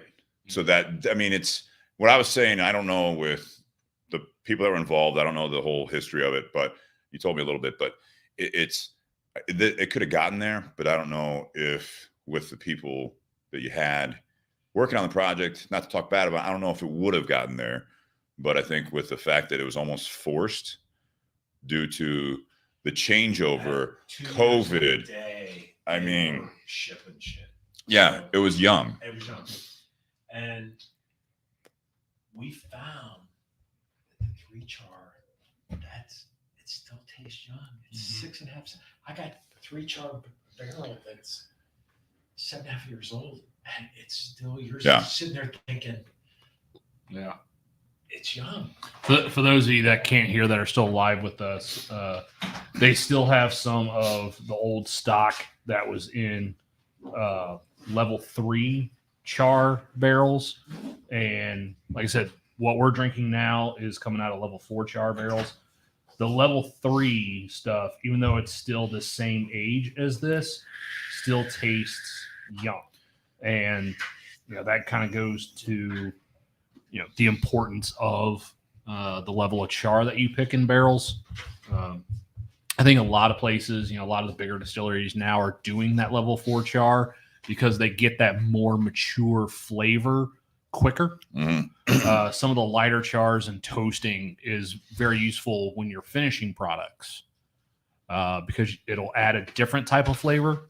But level 4 char seems to be where a lot of, because that's where you're going to get kind of that alligator skin where you have the crack, a lot more cracks in the wood. The cracks are deeper into the wood, so it allows the whiskey more penetration into the barrel staves. And that's where they're going to get a lot of the flavor and all of the color. Mm-hmm. Because, the old company, the old label, it did not have this kind of color to it. No, and as Steve said off the mic there, it was like 2 years, just over 2 years, and they're shipping it out. They're trying to get a product out there. So, it's as we've talked with other distilleries, especially local, some of the younger ones, they put out a product while they're working on another product. You know what I mean? Like they put out. That's why a lot of distilleries that have started with some of the vodkas and such, they'll source while they're working on their product, So I think that's just pretty common as far as that goes. Like I said, I think the way that this all went down, I think it was natural the way it kind of proceeded. I will say there, someone who used to live in town and was a regular at the Tinderbox. Yeah. Cephalou. Yeah.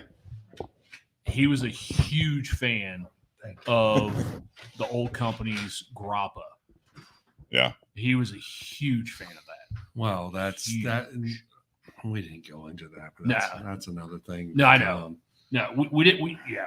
No. We So were just talking about the way that when you went in, Steve, was about how like the previous company it was 2 years in a and day. it's on the market. Yeah. You know what I mean? Just because, and I said they were trying to put up product, and that's something that this could have been working in the background. But I mean, I think the it's almost like a very tough blessing in disguise that it went through the change of ownership. It went through the process of sitting there for another 2-3 years to get to the point where it's like, that's a tough nut to crack, is say, we got to wait till 7 years for our product. Because that's a long time. If you just started from day one It is. and you did that, I think it was almost like through all those, much like a lot of things, through those trials of and problems, or I guess the timeline, it worked out in your favor at this point, as far as the juice. It did. But the one thing Steve and I are trying to do is grow this organically. Mm-hmm. And I think Coming in the garages on a cul-de-sac in Columbus, Ohio to talk to the other players just wanted to not to minute but cash in, Yeah, they wanted to put a product out. Yeah, and a lot of people, that's what we were saying too before you guys came out. A lot of I think distilleries that's why they source, right? They'll source at first while they're working on something, so that at least they have their name on something. At least they're selling something. Yeah. There's no right way to do it. I mean, or you have someone like New Riff who was OKI when they were sourcing while their juice was, and then they rebranded. And as soon as they start putting their stuff out, it was all under New Riff. Yeah, but they were when they were sourcing, they went under OKI. Now we have a friend who does something similar, and he's got respectable numbers, but it is just garbage. And that is I'm not going to say the name. All right. I don't recall. You don't recall. Just here so I don't get fined. Do we want to try the limoncello? Do we want to stick with the whiskey? What do you guys want to do for part 2 here? Let's do. I want you guys to try it because you've never tried it. So we doing the second cigar? I have. Yeah. I've already smoked. Yes. That's right. All right. The second cigar is from our sponsor, Altadis USA. It's the H. Upman Herman's batch. Okay. Which one of my favorite H. Upmans. Yeah. And I think AJ Fernandez makes that for him too. I don't believe so. No. He just does the heritage and I don't think the Herman's Batch was an AJ product. Yeah. Dr. Lambert. I do have a cutter. I love a pigtail. One more question for you guys during the intermission. We'll get started. If you purchase a distillery and, of course, want to produce your own product, but obviously there's an amount of time to do that, do you keep putting out the prior owner's product under its original label or your own? Or do you just wait? Well, both.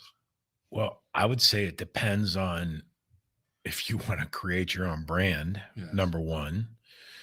And number two, we were not uncomfortable at all putting it out under our label, just simply because we were part of it from the very beginning of the other distillery. Oh, you got it. It's got a little bit. You want to differentiate, right? Yeah. Correct. Yeah. And because it's definitely different than what the other label was. I think, you guys did it in a great way. If you put this product out as is with the old label on it, people may have started looking for that, and then you would have had to do even more explaining that, no, wait, this is what you had under that label. Good. You know what I mean? It was a way, there was a break, and then now it's leather and oak. I like that part of it. You're so good at that. You might have done it once or twice. You're professional. I am a professional. You know that. All right, you guys ready? I first met Steve at one of the old cigar shops I used to work at. Some pleasures, Yeah. Quick silence here. Besides my dog. Your dog, let her loose. He's going to go underneath there. Well, Welcome back to the Bourbon and BS podcast, everyone. This is episode 264, part 2, Beyond the BS. Love having you guys be a part of this. Let me take down the banner from part 1, amateur hour here. This is going to be talking more about life. Now we're switching over. We still have some of the Leather and Oak bourbon. We now have Anna's Limoncello from Handmade. Leather and Oak. Leather and Oak. Handmade limoncello. Handmade limoncello. Which it literally is handmade. And we talked about it. It's different than a lot of what you have. Kristen, my girlfriend, actually texted me. She's like, be careful with limoncello. Trust me from experience. Because this is going to be coming in at 80 proof, 80. which is a little different than a lot of limoncellos. Yes. Yes. And you can't see it, but most limoncello is very cloudy. Yeah, very yeah. Very with cloudy. a higher proof, translucent. Translucent. That's a good word. That is a good word. I like that word. Tonight on part 2, while we sip on that, might switch back to the whiskey here. Because I don't know. Oh, you got to try it.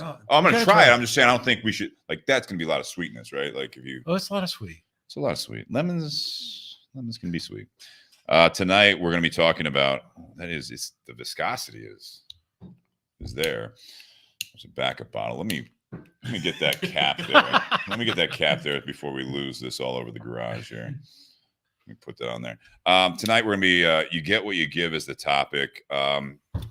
Having you guys on and doing a project like this, I know you guys have other business experience, obviously life experience, but this is where we go. Like I said, it was called Beyond the BS, where we kind of talk about life. The way for those that are on the show for the first time, listening to the show, we kind of modeled this a little bit different. Part 1 is your typical like bourbon and cigar, where we rate, we talk about it. Part 2 is after you've had some drinks, after you're hanging out smoking cigars, you've already checked in with your buddies, or you met the new person at the bar or the cigar shop, and now you start talking about life. And so with this one, you get what you give. I think with you guys, you're kind of all in on this stuff. And I think there are a lot of people, like you were kind of talking about, not to specifically, but there's a different type of a mentality with, like, even just the bourbon side of things, with the two years in a day you're putting it out there. You know, you're looking, it's a different angle, right? So you put that amount of effort in, or that amount of time in, you get a certain type of product. You get a certain type of response from customers. You get a different reputation on what you're putting out there. I think some people will put juice in a bottle, they'll dress it up. And this is not just whiskey. This is cigars. This is life. You put it, you dress up a pig, if you will, and then you get that first buy, put lipstick on a pig. Lipstick on a pig, baby. Right. And they sip on it like, nope, that was the last bottle I'm going to buy. You're not going to get, you think, okay, I'm going to put I have cost into it of, say, $15 is what I have in this bottle, or $20 I have in this bottle. I'm going to mark it at $89.99. People will buy it because it looks pretty. They'll buy one, maybe, until the word gets out, and then you're not going to get it. Right. And so I guess my first comment is, again, we're not going to put out a product that we don't like to drink. And not to sound like Steve and I are raging alcoholics, but Wait, which Steve? Just borderline. wow, Steve Lambert, my Okay, cool. partner. We have to like the product first and foremost. The second thing I think that distinguishes us from a lot of the players is we're older. We've made or not. We both have different careers. This is something that we enjoy doing.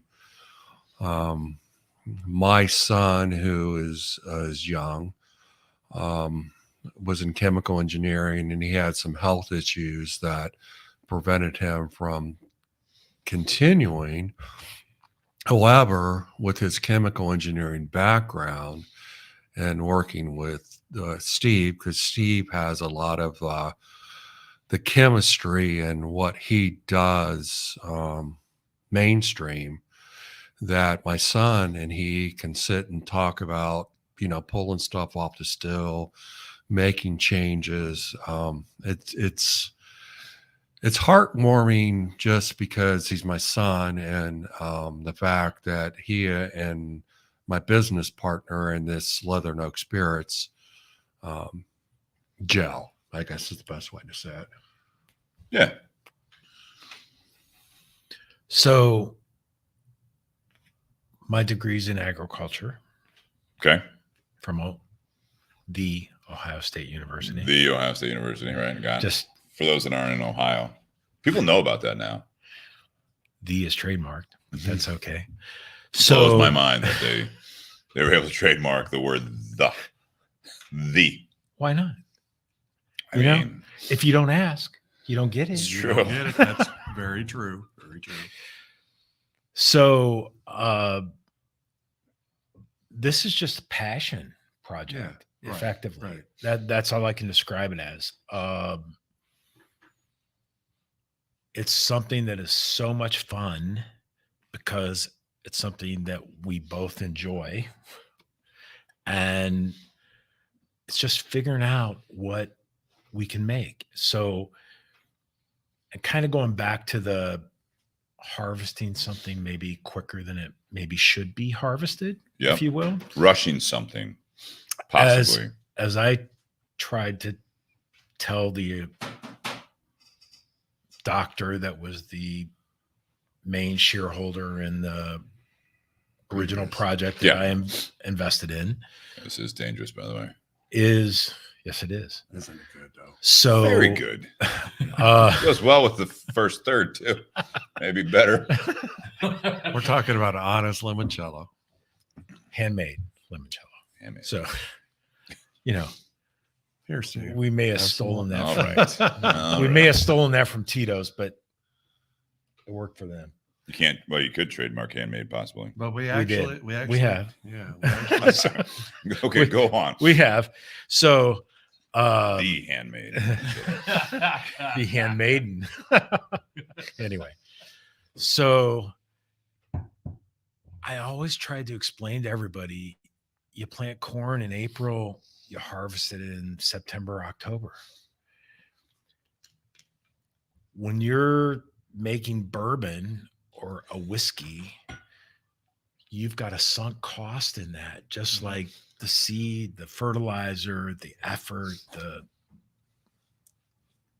diesel fuel, all the. Try not to burn the mic. Okay. It's all right. Ultimately, what you're doing is you're putting that time in, Mhm. and you've got to wait and sit on it until it's ready or it's right. Correct. right. And not stealing a Paul Masson line, but we'll sow no wine before it's time. You Right. just, if it's not right, it's not right. And if time can make that difference, it's not the lipstick on the pig. It's letting it evolve It's to the pig. make it work. Okay. No, really. It is. Steve, it's the pig. It's the pig. Well, when you talk about that, like one of the things that always comes to my mind is whether it be agriculture or what you put into an endeavor such as this. First, like, so for example, let's say you're planting corn, you're going to reap what you sow. So if you plant corn, you're going to get corn.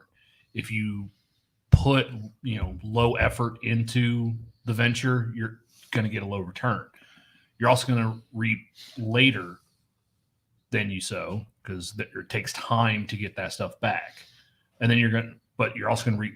The goal is to reap more than you sow as well. You plant corn, a couple corn kernels in the ground, you get a whole stalk with a bunch of ears. If you put a lot of work into a project, the hope is that when that project comes to fruition, that it's something that takes off. Like it's actually worth, but it's going to be worth the effort you put into it. We talked about it a little bit in the break.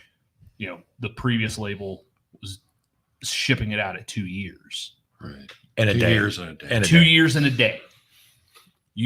The stuff the juice that's in this bottle is 6.5 to 7.5 years old.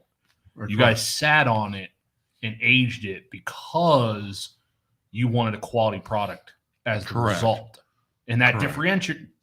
differentiated from what the original Right. product prior to you guys. But again, to put it simply, something we want to Mike. sit and drink. You want to sit and drink it. No, Mike. But You're talking to also Mike. the old Something we wanted to drink. the old label, the old name that you guys had acquired did not sit on it. They rushed it. It also did not have this flavor profile, and that's why that company became in a position to be bought out. No offense to you, Steve, because I know you were part of that original company, but you didn't necessarily make all the decisions. I made none of them. You made none of them. You were They didn't listen to me. Yeah. But that's, God bless them. Doesn't matter. No, it's just You put that on time. the Yeah.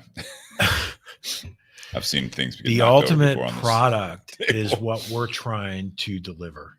Yeah. And as most distilleries, if you don't have a clear product, you don't have cash flow. Correct. So That's our clear product. Limoncello is the a lot product. of guys go out and do the vodkas and the gins, Yep. and the clear products. When you guys were inside, that's what we were talking about. A lot of people source, or if they come out with the vodkas, that's typical because it's quicker. Yeah. It's It's a quicker fast. product. It's fast. even the It's- local it's just- distilleries do that. Yeah. Yes. Yeah. So and God bless them all. I mean, I'm not saying it's a negative. So effectively, what the limoncello is our clear product, Yeah. because we can make this in literally 60 days. And your batches, as of now, are higher than your whiskey. Oh, definitely. You said Yes. 1,400 in a batch versus like just Yes. shy of 1,000. Yes. So that's the cash flow Yep. product. Yep. Okay. As we put product away, which that's what we've got to do Mhm. to get the aging statements and do the maturation of the product to deliver a good product, that's going to take time. Right. So as a distillery, we're trying to set it up that we have a rapid product that we can put out and do and deliver to the public that they love and adore. What do you think, Steve? Of this? Yeah. Well, first of all, I think it's hilarious that there's the comment feed is all about the over under how many glasses I'm going to have of the limoncello. Really? Oh, yeah. Okay. They thought it was 2. I said this is 1.5 because I did pour on top of the other one. But I think this is very good, and this is something that I think. You don't go out and seek it, though, do you? What, the limoncello? Yeah, limoncello. You So I don't go out and haven't. seek. After you have it. So first of all, I think it's not as sweet as I thought it was going to be. It's a very smooth, obviously very tart lemon flavor. Lemon. It's Um, just lemon Very forward. thick, It's almost syrupy. thick. Yeah, I was on going the to say palate. it's almost like a like if you ever have like soda where it didn't really mix quite as well with the carbonated water out of a fountain. Standing on the It's bottom. kind of like Yeah. it's like it's not flat, but it's like that's really like that's all just Coca-Cola syrup type thing. You know what I mean? This is that lemon flavor, but it's super smooth. Sean, you should try this. I know you're working, but it'll help you work. I think this is it's Rapidly. sweet. This is going to give you a headache if you drink too much of it, is what I think, because it is sweet. I assume there's natural sugar. It's all natural. Right. Right. It's all Yeah. organic. So if this could get you in trouble, not only are you going to get you're going to get possibly very tipsy doing this, but it'll be a fun one. But it could really get Catch you up right to you. here in the head because of that sugar rush on top of the alcohol. This is perfect summer drink. This one you can drink neat. You should, try it neat. Yep. This also would be really Ginger refreshing. beer. Ginger beer. Ginger beer, or even just over some ice Yeah. cubes. So, Ice cubes and soda water. Oh, no, I mean, yeah. it's just so Sean had said sweet tea. I would do unsweet. You don't need tea. any more sweet. I would do unsweet It's- tea just because of the sweetness that's in this. it's an Arnold Palmer. Oh, yeah. yeah. This Oh, has, it's this has all an day Arnie long. written all over it. So the other thing Take this out on the golf with course. so we mentioned my son, but another person who's very integral to this whole Leather and Oak Spirits, Mhm. seasoned bartendress. We made Bloody Marys out of it. No, that And would be interesting. you know what? Oh my It's a goodness. sweet Bloody Mary. Oh no, Steve. it's Spicy? not. Oh Can you yeah. make a spicy one with pepper and? Oh yeah. Oh yeah. It's The citrus. wonderful. The citrus I can just see It's that. wonderful. That's interesting. it picks it up. So this, guys, we've got a We'll get to the topic, everyone. we've got a cocktail Where's- that you can make a lemon meringue pie martini. It's like drinking a fucking. piece of pie. I'm sorry. Yeah, piece Are of we allowed pie. to say that on this? We've already said it several times. So Yeah, Okay. I think I was the first one to Yeah. drop that. So yeah, A you're good. lemon meringue pie. It's just unbelievable. You can mix it with cranberry, mix it with ginger beer, soda. It's just it's summer in a freaking glass. it really Oh, is. So TTB, God bless them. Okay. I had to change the label that we first put in. Mhm. I said it's like an elixir. Yes. Okay. Yeah, and I think it's a And they said Flag. That's No, a flag. no. We Yeah. we had to cut that out. it's a flag. So that's what I said. Sunshine in a bottle. It's just summer in a bottle that you can just or it's a enjoy. Saturday morning or Sunday morning drink in Yeah, your sure. Bloody Mary. Oh, And seriously, try it. Please try it. With this being said, right? Because limoncello is awesome. It is fantastic. This is very. It's almost refreshing. it is refreshing. It's refreshing. Summer in a It'll bottle. get you drunk. Also, with the topic being, you get what you give. I guess I wanted to really take from your guys' experience that with the business, the fact that, why did you go into this business? First of all, because just in general, it's like, I think some people just assume that things are going to come to them. They look at you guys right now and it's like, oh man, wouldn't it be nice? This whole wouldn't it be nice mentality. I'm sure people have maybe said that to you. Let me speak first. It's fine, but it man must be nice. You hear that term a lot these days, right? Man, it must be nice that you guys have your own, whiskey business and you have your own limoncello. And man, I'd love to do that. That'd be great. That must be nice. I hear that in business. I hear it in someone that says, "Oh man, you got a great, family. Must be nice. You have a great house. Must be nice. You have a great job. Must be nice." All that type of thing. It's like it doesn't just happen. And that's where I think this topic really gets, I think, pointed to you guys with this, where you're at in life, where people were like, some people were like, man, no one's, I feel like no one's really nice to me. No one talks to me. No one really, it's like, well, do you talk to people? Yeah. Are you out, like, do you put it out there? It's that type of mentality. No, and Steve, I mean, I've known you through Tenderbox for, Yeah. At but Easton. at Easton. Wow, but, yeah. Had to get it in. The reality is you have to put in effort in anything. Yeah.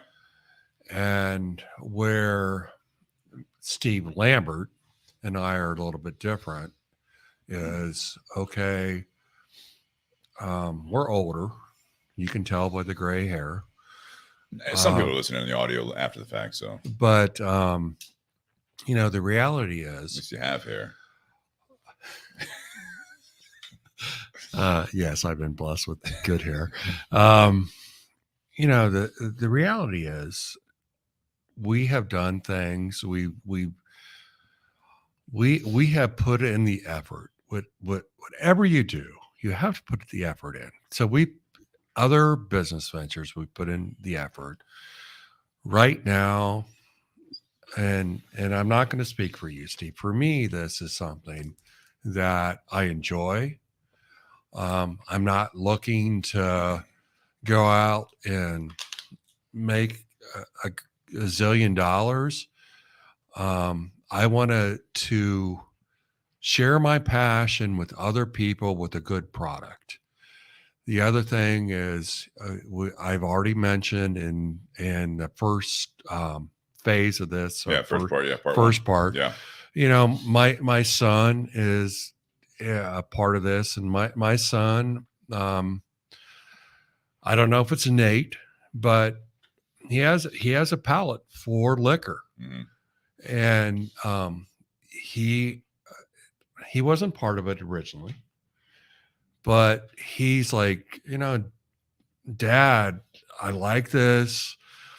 If you need some help, I'll help you. Well, he's gotten much more involved, and it's all about, bottom line, it's for you guys. I don't, and this sounds pretentious. I don't necessarily need this, but I want it, I want to share with you my passion, your passion. Yeah. Steve. Yeah. Because Steve, we like cigars. Yep, absolutely. And you, Nate. And my business partner here, Steve Lambert. I mean, we like to sit, and many times a week we'll sit and have cigars and drink. It doesn't have to be Leather and Oak Spirits. We will appreciate you guys drinking. It's tough to Leather and find Oak right Spirits, now, but soon it won't be. yeah, but I want to please you. Let me ask you this. Dave and Steve. You guys keep talking about your other business ventures. Like let's like kind of open this up a little bit. What are the other business adventures or ventures? Excuse me. Probably some adventures too. But what got you to this point? Have you always had the mentality that you have to go all in like you guys are doing with this, or was it a learning process? So I was very blessed. I was a very go-getter. I was the youngest hospital CFO in the state of Ohio. Okay. 30 years ago. Yeah, brush past that. All right. Oh, no. That's why I'm bringing it back. Like I think I'm not going to get away from this completely, but it's a business venture. I was blessed. That doesn't happen overnight. So I was a hospital CFO and a CEO for 26 years before Steve says, Dave, let's do this. I'm no longer in healthcare because healthcare is not fun. It's taken some wild turns lately. Yes, but I'm a financial planner. That's what you're currently. You switched to being a financial planner. Yeah, because CFO. Yeah, CFO. Mm-hmm. The finances. Yeah, so accounting, finance, MBA. My background. And again, in the financial planning thing, because, I did okay in my previous life as in healthcare, but healthcare, but CFO. Yeah. I mean, that seems to add up to success. Yeah. But it's all about helping people. So like now I help people. A lot of people that do what I do, outside of alcohol, have minimums and stuff. I'm going to help the small everyone, in my opinion, deserves the same treatment. Sure. So that's my mentality. And I think that's why Steve and I gelled, because Steve knew that about me when he met me. Where'd you guys meet? Cigars. Cigar Club. Cigars. Weird. Yeah. Weird. Funny how that happens. Imagine that. Imagine that. How about you, Steve? Getting to this point again, the mentality has this always been, because I guess I'm asking this because it's great that, Dave, you said that you go-getter somehow, whether it be the way you're raised, the way you're wired, whatever it is. Yeah. Not everyone's like that. I'm not saying everyone's just that person that always is looking for the quick win, quick fix, but it's like there are some times where people they assume this is the path. This is the next step and all that stuff, and they don't put always the work Steve, in. Both Steve Lambert and I have come into contact with, I want to get rich tomorrow. And I'm just going to say this in general. I'm not going to say there's no way, but lottery's a real thing. Very few ways. 1 in 233 million. Yeah. But go ahead. Gambling's legal in Ohio now, just so you know, to Dave. get I just want you rich to know. quick. I mean, you have to put in the time. You have to put in the effort. you have to get the bumps and bruises, but and the thing, and this isn't choreographed. You have to be true to you and everyone you deal with. Steve, a little background there. And I'm going to switch back to the whiskey. Yeah. Dave, if you want to pass If you don't mind. Steve Crane Oh, the bourbon Thank you. while Steve Lambert talks about his background. It's like kind of dinner. That was the dessert. Now I just need a little like coffee Look, afterwards. yeah, I mean, just- now yeah, I gotta take it back just- down. We are in bring it back down. Nightcap. Bring it back down. So I worked my way through college at United Parcel Service, Okay. and I learned that service was the product. What'd you do at UPS? I trucks, loaded or- trucks to begin with, Yeah. and then I put a tie on and went into supervision. So Never delivery driver. no, Warehouse to supervisor. Okay. yep. Which hub were you out of? Hilliard or Obetz? Rathmel Road, Obetz, Yeah. That's the where- original. That's where my dad was for 34 years. The original. Okay. So I ultimately learned how to take care of people. Mhm. And again, service is the product. I, like Dave, got into the securities industry after I fell 32 feet and crushed 2 vertebrae in my back, Okay. and got into the paperwork business. All right. So ultimately, I was in the securities business for a while in the 80s, developed a pretty large sales force, ended up getting into the mortgage business, and I couldn't spell mortgage when I did it. It's tough. There's silent letters in there. But T gets you. built that company up, sold it in 2001. There's a book out there called Raving Fans. Okay. I would recommend anybody that's in any business, because I made everybody that came to work for me, Nate, read it. And ultimately, Raving Fans is talking about if you went into a local restaurant here in Columbus that's pretty large. Yeah. Yeah, more history. You go in and say, I want some barbecue potato chips. They don't have them. Mhm. They'll go out and buy them if you want them for your dinner. You got to make everybody a raving fan of your product and Okay. your process. And that book is phenomenal It's called because Rating Fans. Raving. fans. Raving. Raving. Raving. fans. Raving. with a Raving V. fans. Yeah, Yes. like Raving mortgage fans. stuff.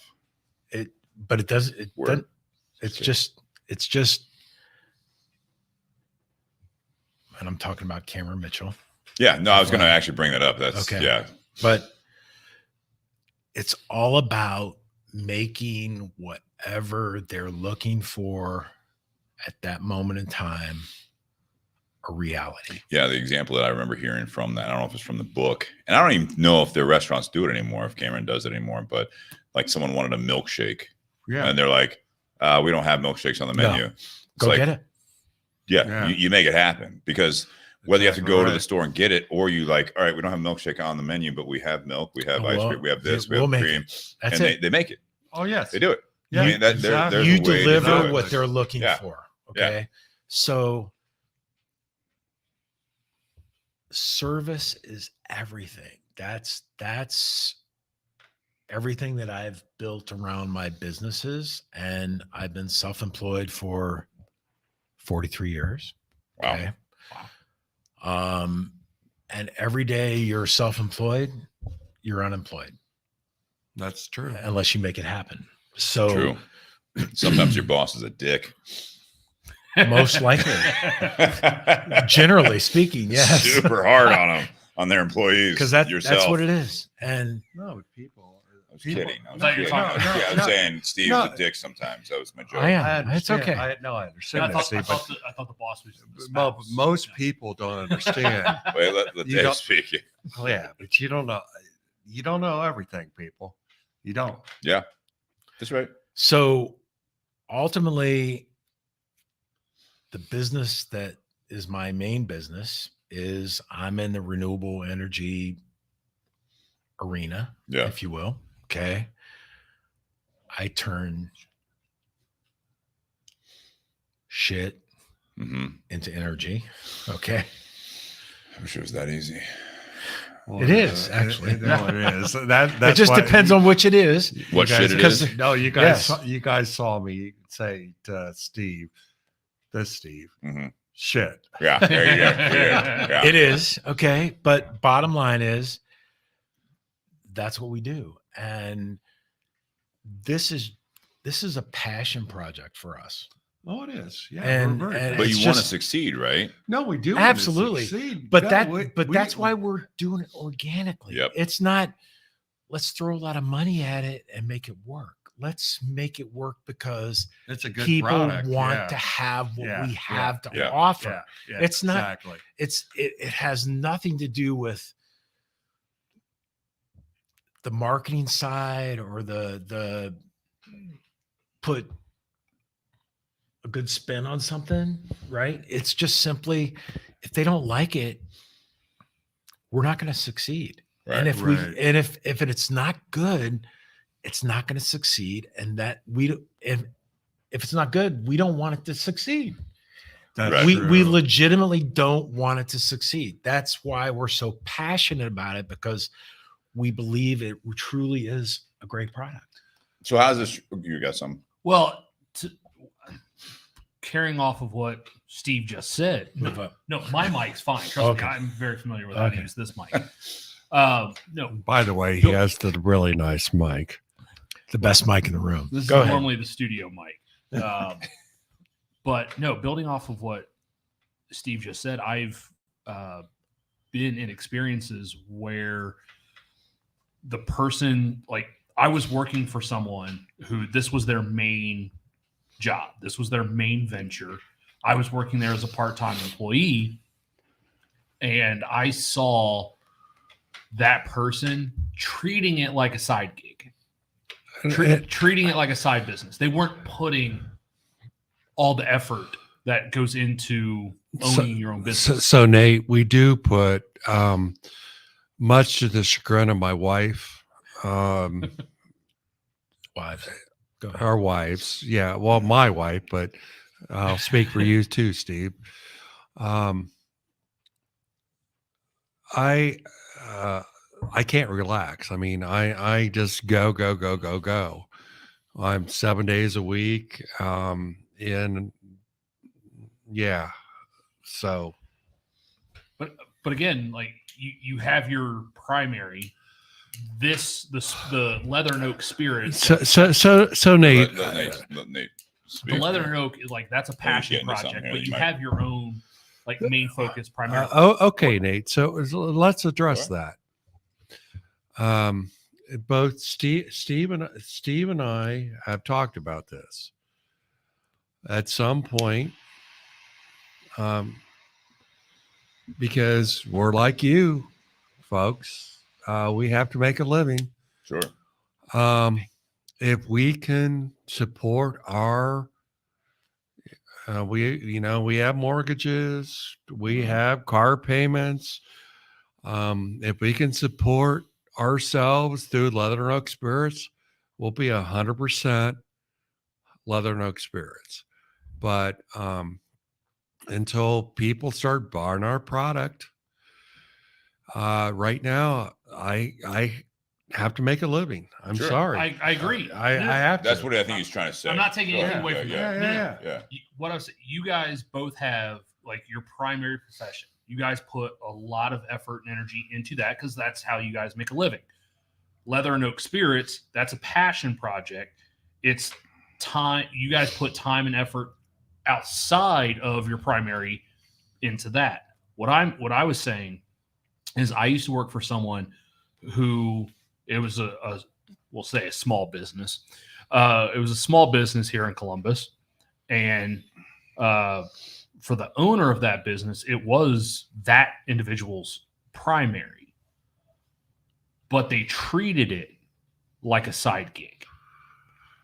So they didn't put all the effort and all the resources available to them into that. They treated it like a side business. And I worked for them for 2 years. And from the time I started with that business until the time I left, I kept seeing the quality of product just slowly go downhill over time. Yeah. And people had made that very clear and very well known to that individual. Yeah, Nate, because we were part of that. That person owed. I mean, that person owned a retail business. We won't say what industry. But I know. They owned a retail business, but they over time stopped. They started carrying less and less product. They had less and less options to customers, and customers were coming in there finding something or not being able to find stuff that they found there the week before or 2 weeks before. And people then like stopped coming because they didn't have options available to them. So Nate, both Steve and I were patrons of the business that you were working for. Yeah. So, Getting but specific here. We're not. We're not going to get specific. But the reality is, if anything, and again, and maybe Steve, you can put we want nothing to ever slip. But the thing is, we have to make a buck off this at the end to support our families, because we're just like you. We have to make some money. But at the end of the day, my passion, I want my passion to be your passion. And you go, gosh, every Leather and Oak Spirit, because we want to come out with a lot of different stuff. Shit. Yeah. Right. But That's we your- really wanna- good stuff. That's your business, Steve. No, but You're getting it confused. But we want to come out with a lot of different products. Turn shit into something. But at the end of the day, I have to feed my family. Steve has to feed his family. So, And we want to drink your whiskey. yeah. All right. Jonathan Herring asks, how are you guys translating your previous successes in business to this venture? What translates, what hasn't? I think that's part of the topic at hand here is like you get what you give, right? I mean, that's a big part of this. And I think that's where Jonathan's taking it back to that arena of, you've had successes. Clearly, you guys have shared a bit of that. That's why I wanted to see you for the audience and even myself. Like, what have you guys done? Like, why wouldn't it be cool if we just started our spirit business? It's like, right, but you have to have financing, you have to have goals, you have to have direction. So I think that's a big thing of this is, once again, how are you guys translating your previous successes in business to this venture, Leather and Oak? And what translates and what hasn't. And this is something not only in business, but Jonathan, I'm not going to put the words in your mouth, but you mentioned your wives, family, stuff like that. This is something that, and you said, exactly. And have Steve answer first, but it's like Dave mentioned, the family, all this stuff. You guys have done well for yourselves, and you're, as he calls it, older. You know what I mean? You're advancing your careers. You both have better heads of hair than I do. I'm not gonna. No, I'm talking about gray hair. That's all. It's all here. You just don't grow your beard. No, you still got. I'm sorry. You don't color your beard. I'm 58 years old. So. Yeah, but I'm just saying. I think it's a great question because it's all encompassing. Because a lot of success is not just in the office, not just in your business. It's about how you balance everything with your family life, with your personal life. With your own personal health. I mean, how does that translate? I'm not going to talk about personal health. Okay. That's another story. Got to do my knee again. But anyway, You should listen to Sean's podcast. You want to talk about health? He's got you beat. Steve had his knee replaced in 2021. Yeah. He's going to have it replaced again because they upped it up. All right, Steve, go field the question. True. So you have two knees. Don't get greedy. no, I'm not going to do that. I'm just kidding. I'm going to assure you, I'm never going to do the other Take one. it off. So the bottom line is the same passion that we have built in our other businesses are the same passion that we are focused on building this business. And it's not about throwing money at it. Right. It's about making a product that other people can be passionate about. So ultimately, we believe this business will be successful because of the passion that we're putting into it, even though it may not be our primary business at this moment in time. Well, I would never do anything that I'm not passionate about. I can't do Right. that. I can't focus on that. I agree. I'm not saying I'm a serial entrepreneur, but I'm kind of Yeah. What's the number to make it serial? plus 3 or 4. All right. Well, So you're getting there. I'm definitely there. You're getting there.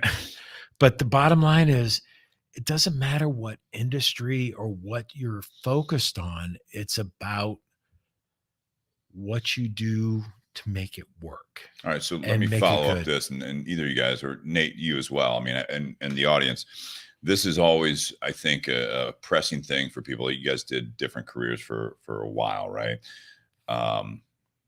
I would venture to guess that, first of all, you guys couldn't have done this if you guys met 30 years ago. You could have had success, but you probably wouldn't have taken the risk on this 30 years ago.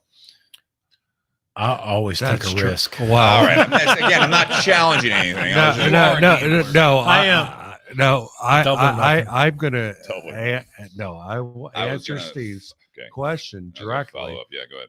Probably not, Okay. because I had to have so much success to be able to take the risk. Because my undergraduate, I double majored in accounting, and then my second was in finance.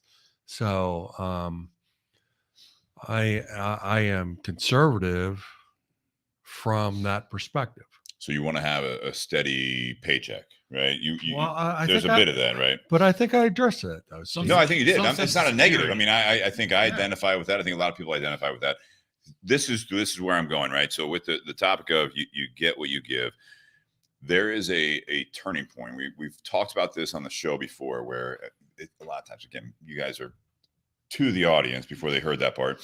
Oh, you guys make spirits. You guys, must have you've had careers. You've probably made your money. This is a hobby. Like, oh, again, going back to what I said, it must be nice. How do you battle the demons, if you will, when people say, like, if you do what you love, you'll never work a day in your life? I've said before on this show, that's bullshit, because anything you do is going to be a job at some point, right? It's going to have its bad days, right? Yes, it's better if you do what you love. It's better that you're doing something that you have a passion about. There's going to be days where you look at it, and I don't know if you've had this yet. But you have to with make this. money. You have to make money, right? So it's like you look at this and it's like, oh man, it's just another day. Been doing this for 20 years, man. I used to love it. It's just all I see is the finances. All I see are the negatives. All I see is this. I wake up. I don't even want to go to my own business anymore. So How do you battle that demon? How do you No, battle? no, How do you stay hungry with all of this to put well, everything into it? Well, you stay hungry because that's the nature of Steve and I. Okay. Well, explain that. That's what I'm saying. Both of you. But so Because that's not easy. So we talk for about anyone. we talk Ever. about the money. This is why Steve and I are not, from a career perspective, 100% doing leather and oak every day. Mhm. Now, do we do leather and oak every day? Yes, But you're but fueling it outside of it. Is it good? You know, Yes. Still good. My whole thing This is brought me back down to off of the limoncello. Loved it. I have a wife, I have children. Yeah, I told you I'm 58 years old. I have a grandchild. And my daughter's not in a place where she can support herself.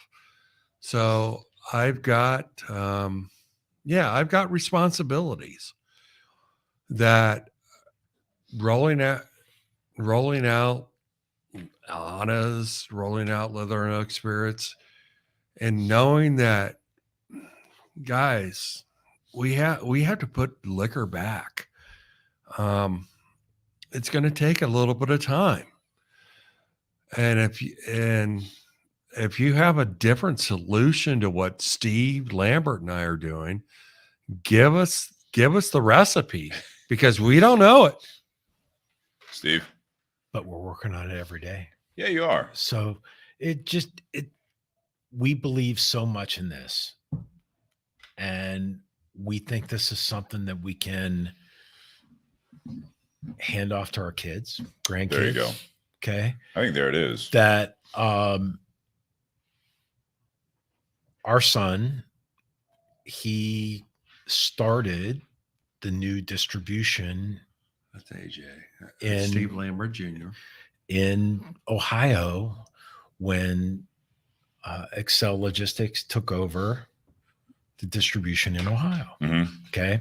That was his project. That was Okay. his pet project. And Okay. he took it over, he built it up, and he has counseled us on some of the stuff and how we're doing it. Example, How we package stuff for the state. the Mhm. limoncello is in 3-bottle cases, because when the state stores ask for a case, it has to be a case. If it's 12 bottles, they don't want to put something that they don't know is going to sell on their shelves. If I know I have to unpack those bottles every Friday. but I so thought you were security. 3-bottle, he does everything. That's what security does. Jack of all trades. So ultimately, we've had some good counsel. I'm still good over here with whiskey. It really goes good with it. It's a great mix. I'm not doing the mix. Okay. No. But the bottom line is we're trying to do something that is a legacy Yeah. beyond anything else. We want something that people are going to want to buy forever. Yeah. That is a product that they know what they're getting every day, and there's consistency to the product. Yeah, because we're proud of the product, Steve. And the product is everything. Yeah. That's Yeah. what we're trying to do. Yeah. I think that's the whole thing again with you guys.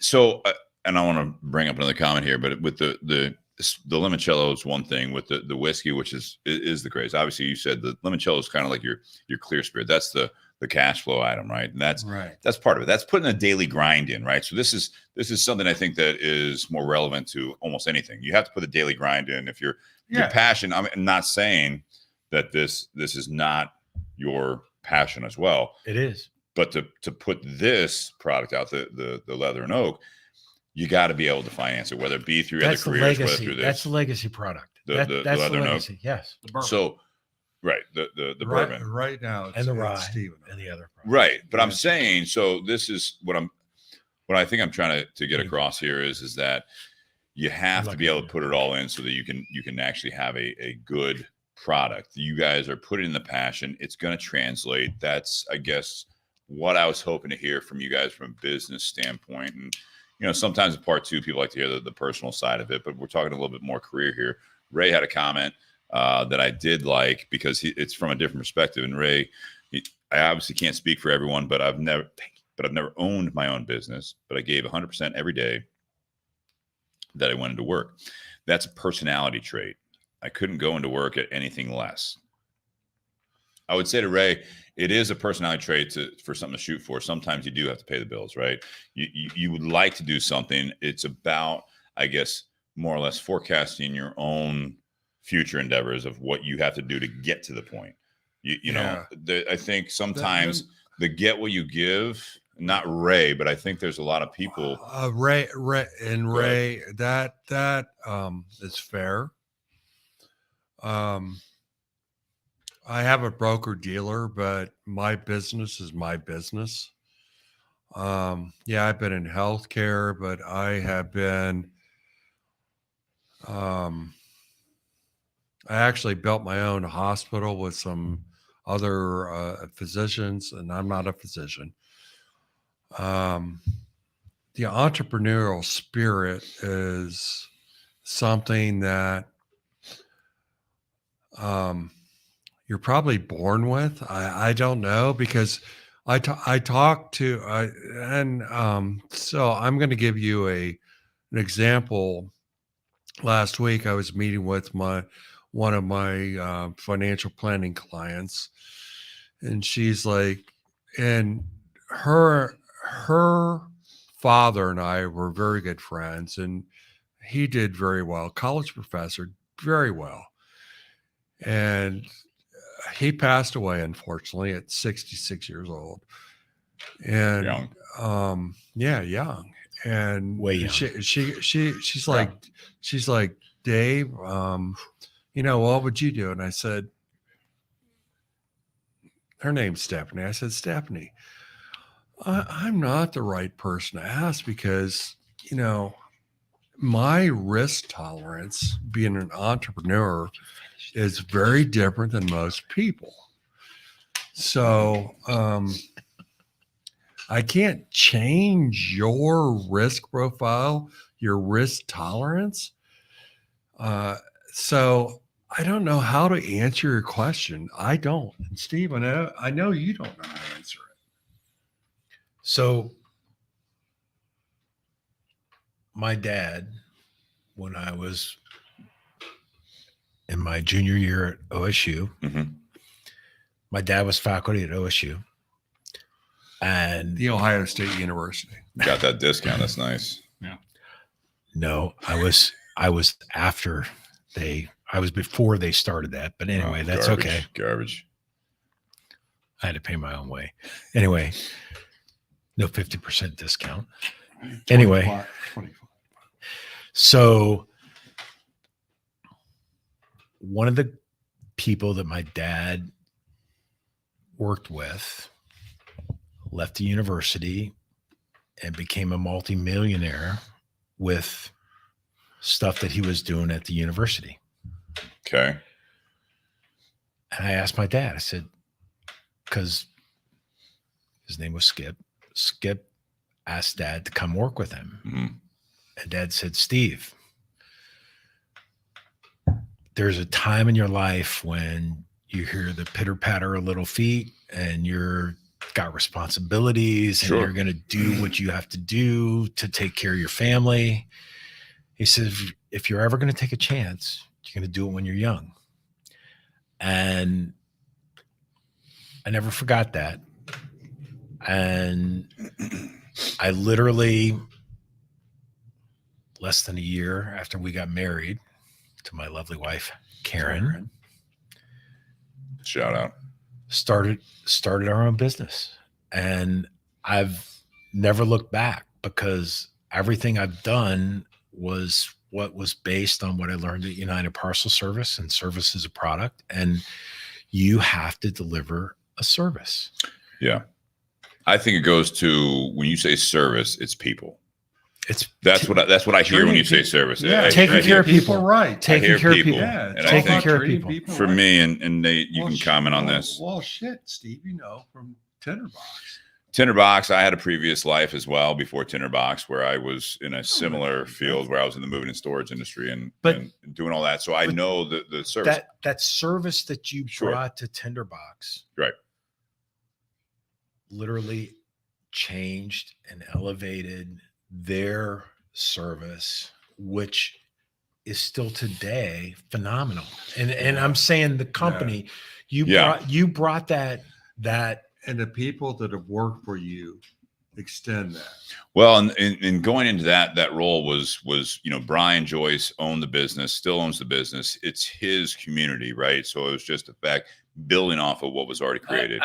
I'm not Steve, taking. you're I'm the not. man. I'm not saying No, anything no. negative about that part of it. I'm saying What I want to you get elevated that with what they had and brought that to fruition. And if I said it's the best cigar shop in Columbus, Ohio, it's because of the community, yeah, absolutely. that is there. Yeah, It just yeah. And I think that's a big part when you talk about service. I hear communication. I hear people. It's putting it out there. You get what you give. I think that's something that you sometimes have to be able to appreciate what you are being given, because I think it's harder for some people to realize how much they are giving. You know what I mean? So it comes across in a sense that, what you're saying with, UPS and everything else. I was with 2 Men in a Truck for 10 years after college. I was a college job that went horribly wrong, where I was there for 10 years after graduating. Right. And I just, kept getting different positions. I learned operations. I was the head of sales and marketing. I was the GM and all that stuff. And then when I started working for Brian, it's an easy translation, especially in a different field, right? because But you learned it, You and- brought But you had that passion, right? you brought a different perspective that made everything gel. That's So that's where I'm getting to, is that I don't And think- that's why we gel. Yes. Right? That's why we gel. so. There's this saying that opposites attract. I think that sometimes to have a successful team, you have to have people that do this and you have people that do that well. And I think that's really where, when I see this, it's, it's like, Nate, you coming on board with Garfanias, with you and your wife and being in a successful marriage, these things translate throughout everything. It's the ability to learn from your experiences. And if you're going to go into something, it's not this, there's not just two ways. There's not just I'm going to put minimal effort and expect this. And it's not, I'm going to put everything into it my way and expect this. It's literally open yourself up. You give what you can and what you want to put into it, and you should be able to get that out of it. But there are so many moving parts that it's like, you guys can put a product that you guys like out there and you do all this stuff. You go into, a marriage or a relationship, you start wanting, like, this is what I see out of this, but you have to listen. You have to be able to also give a little to the other side of it. So, Steve, let's talk a little bit about Let's that. talk about it. You and Karen, 43 years. Yep. My wife's name's Tracy. Shout 32 out. years. 33. 32 years. This September. You were 20. Yes. And I still love my wife dearly. Both of our wives, we bottle this again, honest handmade limoncello. No, but No, I don't. we hand bottle this stuff. Our wives are there, bottling, labeling. I'm sorry. I'm sorry, Nate. The hand didn't come and slap me. But so my wife just retired from OSU Medical Center after 33 years How'd you guys meet? at OSU Medical I know. Center. You were the CFO and stuff of that stuff. Not then, Okay. Just trying to connect the dots here. but he threw him for a loop. Sorry. But Same thing. Same question goes for all three of you guys that have been, Nate, how long have you been married? 12 years. 12 years. Steve, you said how many? 43 40. blissful years. Okay. You have to like one up Nate. 43 blissful. And you years said how many years? to Karen. Dave? it'll be 32 in September 6th. Same question. I'm going to start with Nate here, but this is a question here. When I asked about the career thing and the job, where it's like, if you do what you love, you'll never work a day in your life. If you marry someone, if you're in a relationship with someone you love, it's going to be easy every day of your life. It's not. All right, No. Nate, go ahead. Now, I'm just sorry. looking at the, I'm sorry. Go ahead, Nate. we all knew the answer. I'm saying this is that, again, going back to the topic, you get what you give. How do you not, when you get in the rut, when you have your down periods, how do you this is real life, right? This is something that, whether it be your job, whether it be your relationship, whether it be your own personal journey, you're going to hit ruts. So how do you stay hungry? How do you keep it going so that you make sure that you're getting what you want out of it? And then on the flip side of that, hopefully with that, you get what you give. Are you giving enough for that other person, or that employer, or the job, or the venture, whatever it is, your personal health journey, whatever it is? How do you keep it going? How do you not just give up? In a relationship, Sorry, Nate, that was a lot. No, yeah, it was. I forget the initial question. No, What's your name? no. Do you have a line? In a relationship, oh my gosh, get your own fucking lighter. I got a lighter. It's out. Here. You need a new cigar. Light up another cigar. Well, we don't have No, any in more. a relationship, anyone who thinks marriage is easy is full of shit. They're full of shit. Marriage is not easy. It may be easier than the dating world and jumping from relationship to relationship, but just marriage in itself is a lot of work. I think a lot of that work comes down to communication. Mm-hmm. That's the big key, because I don't care if you've been married 12 years, 30 years, 40 years. 43. I was 43 blissful. 43. years. Blissful. 43 years, 40 of blissful. That actually, I that's good understand math. that That's good math. concept. Okay, No, go that's ahead. good math. Go I like ahead. that. I like that a lot. It's all That's good. It's all good. It's cumulative. It's cumulative, right? You're on track. Yeah. Go ahead. But no, every relationship, I don't give a shit who you are and who you're with. Every relationship is going to go through ruts, That's my question. because Oh shit! Yeah. there's going to come a point where you stop doing the things that landed you that person to begin with. And Correct. things are going to get dull. Things are going to slow down. It's better to recognize when things get like that before it creates a problem. Because if you let things get dull and they stay dull for too long, that's going to create more serious problems that are harder to overcome. When problems do initially come up, or if someone in the relationship has an issue, I think it's best if that party brings that issue to focus. So that way you can nip it in the bud while it's a small problem, and so that way it doesn't fester into a larger problem. Because when couples stop communicating, That's the end of it. that's when you start having issues like separation and divorce become more prevalent. Or leaving a job, getting fired. Same type of issues. Yeah, I mean, well, financial problems are the number one cause of divorce for marriages that are less than 7 years. Also business.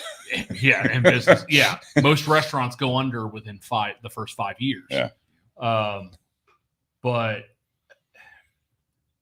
there's a lot of people that, especially when it comes to a relationship, when a problem arises, they feel uncomfortable bringing up the problem, hoping that the Discuss it. problem will just Go go away. away.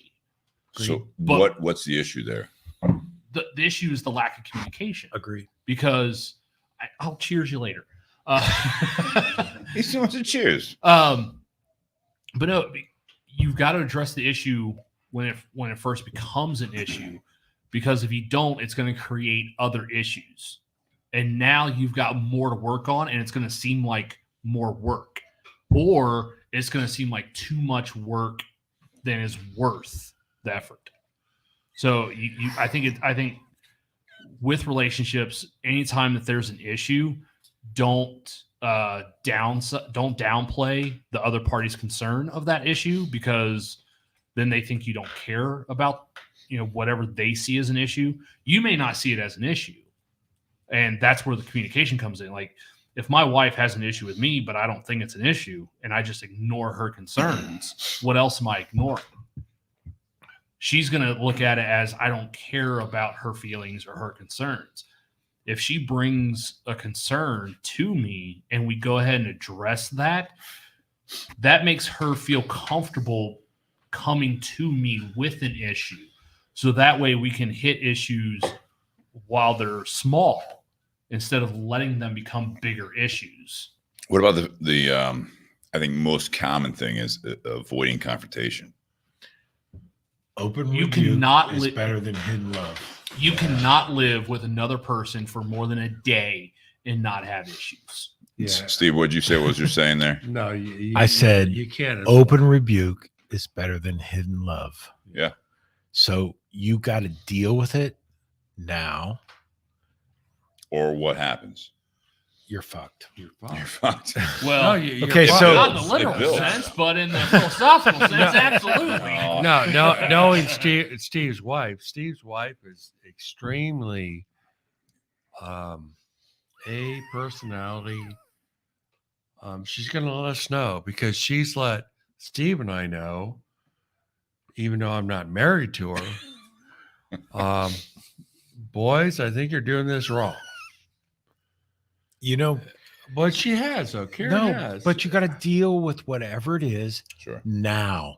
It's a small problem today. Yeah, but you and I have dealt You- with what Karen has been a godsend to us. Tracy has been a godsend to us because Keeps you guys in check. Yeah. fuck It just, yeah. it's, Fuck yeah. Now, it's not always a knee-jerk reaction, right? It's not always just a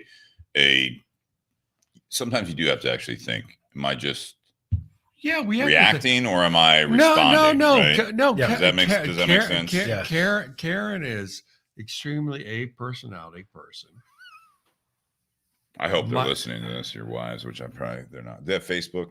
not currently. I'll tag them. No, but I'll send them a link. But Steve,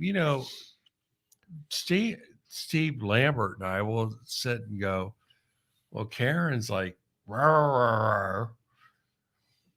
And my wife's less rah, rah, rah, rah, rah, because my wife is an introvert. Fair. But Steve and I put a lot of money into this shit. Yeah. No, it makes sense. And my wife is like, and Steve's wife's like, okay, boys, let's get real. We need to make some money here. Right. Correct. And That's good advice, though. I mean, just in general. No, It's not wrong. That- Wrong advice. that's the good news. That's the good news because we have checks and balances in our lives. Yeah. And that's what makes it happen. But you were saying though, like communicating, talking, like addressing the issues. That's big. With the topic being Oh, it's you get what you huge. give. Like if you don't give that's part of this, right? So if you don't give feedback, if you don't give that communication, you're not going to get anything back.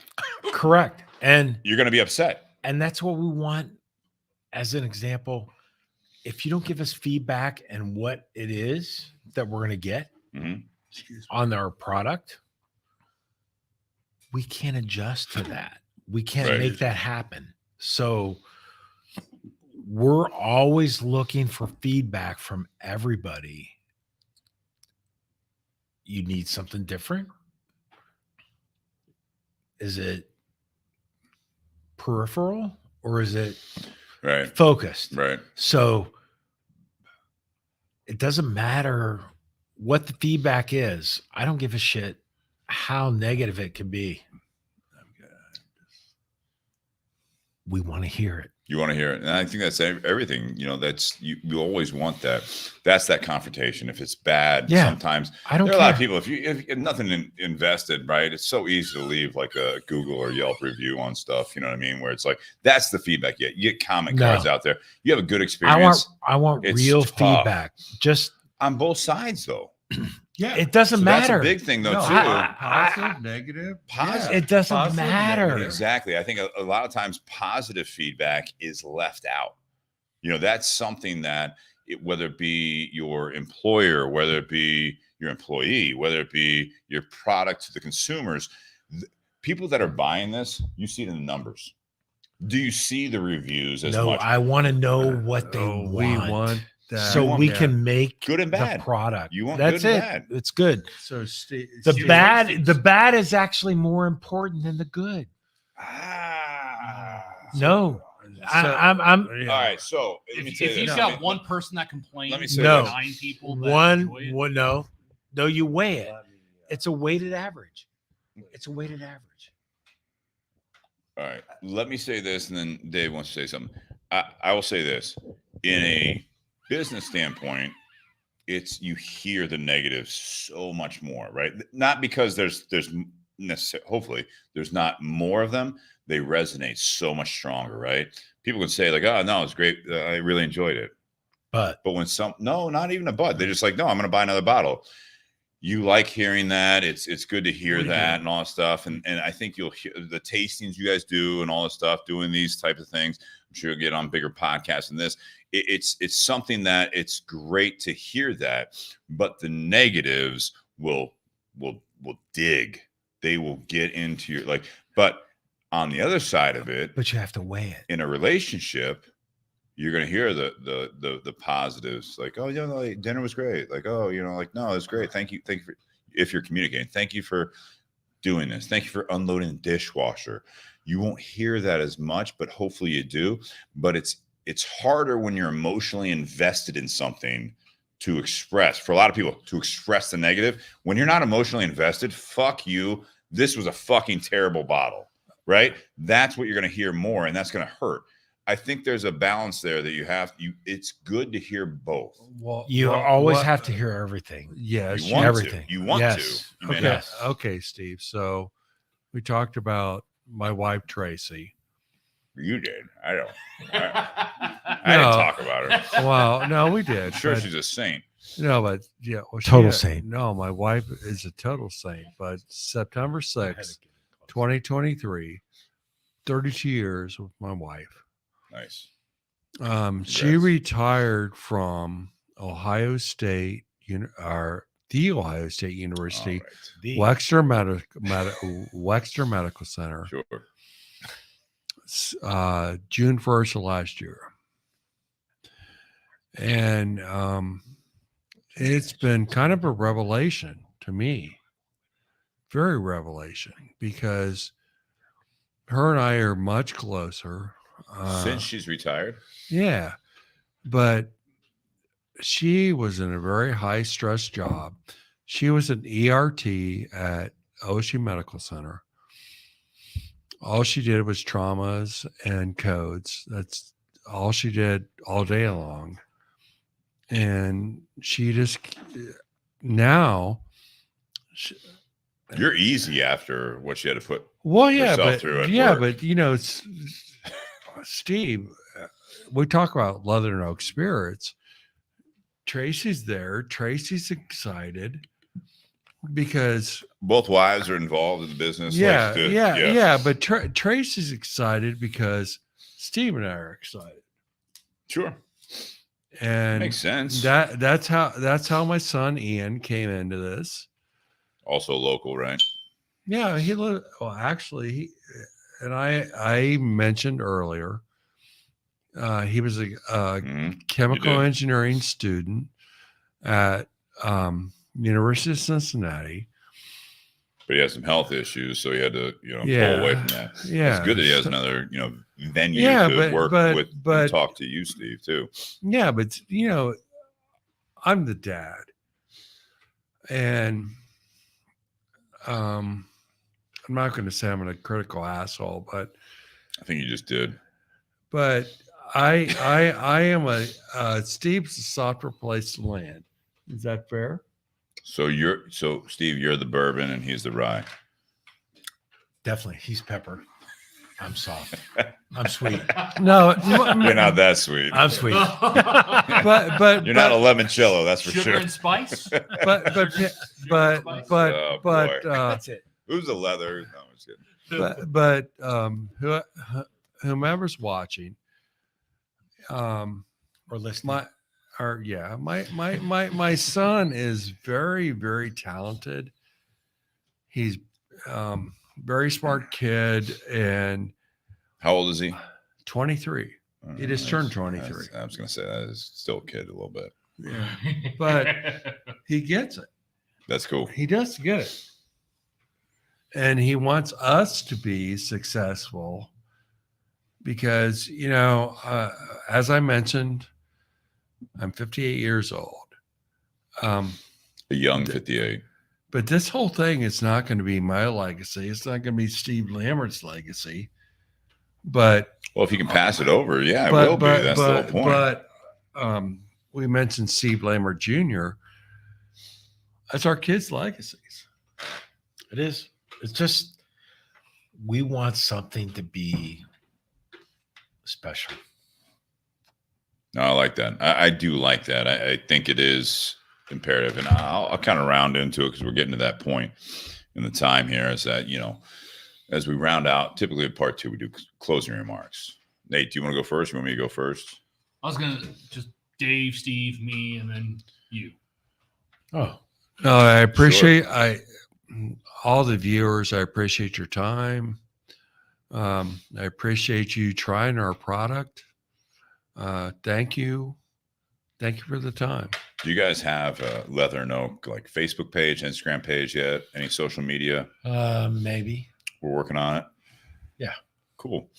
Well, So we'll send you a link to the. as two guys with I know I was trying to tag them. A earlier. lot I of was like, gray I can't hair. find their shit. we're working on it. Yeah, well, no, it's fine. No, my son understands. Get your son to start working on Instagram. Let and me talk Facebook to your page. son We about are. We like are. Instagram, well, and social well, media. well, so We're working on that. so Alright. so Facebook. I think it's going to catch on. Yeah, but I ought to say why I backed away from it because my I love the audience. my here. undergraduates from Thank the God Ohio we have State an audience. University, and I had a big party. Well, for lack of better, tailgate bus, party bus, whatever you want to call it. And when I was president of a hospital, one of my vice presidents presented it to my board, tried to get me fired, and the board ended up firing her. But It's awkward for her. yeah. So that's why I don't do social media. I'm sorry. It's a rough one. All right, Steve, you're up. Closing remarks. Thank you. That's it. All right. We'll see how this goes. Go ahead, Nate. So, Steve, when you first brought up the topic, Yep. you get what you give. You get what you Steve? give. Which Steve? The Steve Crane, the Oh. host, I came. host. I came up with the topic. The host. the one that came up with the topic. No, the first example, the first contradicting examples that I came up with. Okay. Hold on, I see your eyes. No, just stay with me. I'm listening. The positive side I see of it is like a couple weeks ago with the Smoking 10 event. Sure. So many compliments came in. We had one person that was one of the headliners there that goes to cigar events all over the country. And they said they had never seen an event of this size run that smoothly.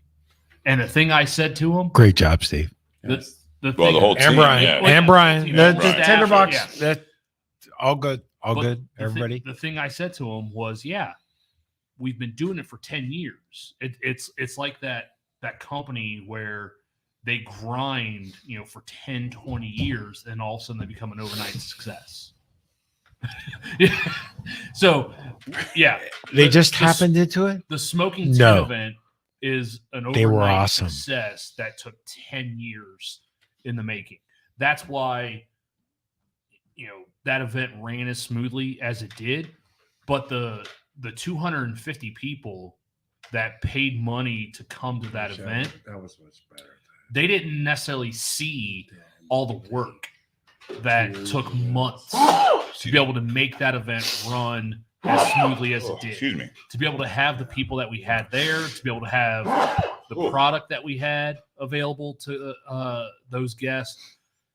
People that come to that event don't see all of that effort. They see the fruit of the effort. On the flip side, as I talked about earlier, the shop I used to work at, that was an example I see on the other side of that spectrum, where that person, the owner of that business, was putting in minimal effort. Dumb. They were putting in minimal effort, and I think it showed, because when I first started there, the humidor was full. There was a ton of product. Yeah.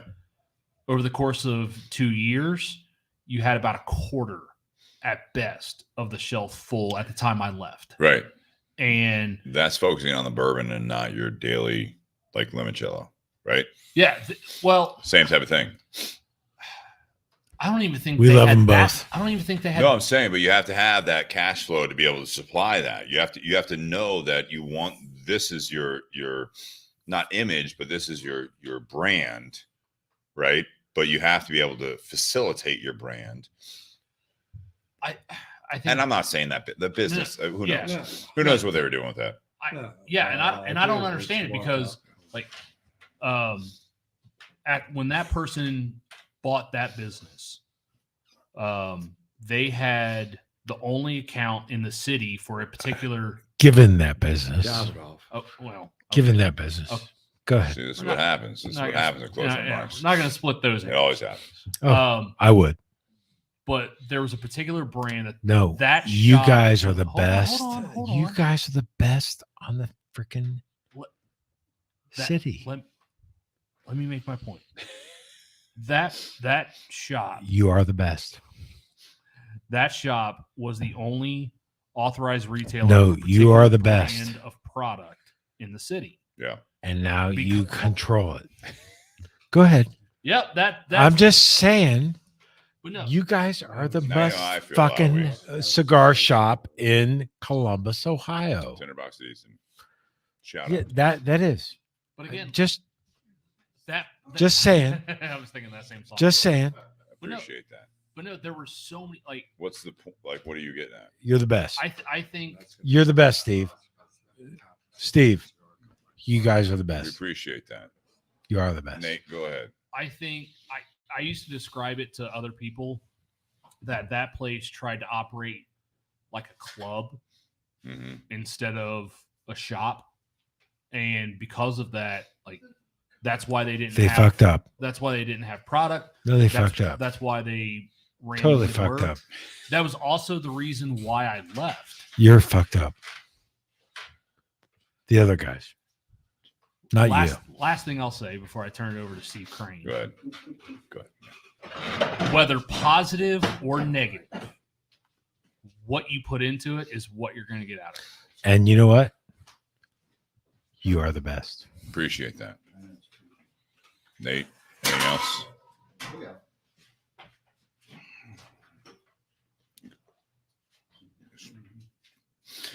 So what I'll say is, you get what you give. My closing remarks would be this, is that what I like about what you guys are doing with like the leather and oak is you've learned a lot.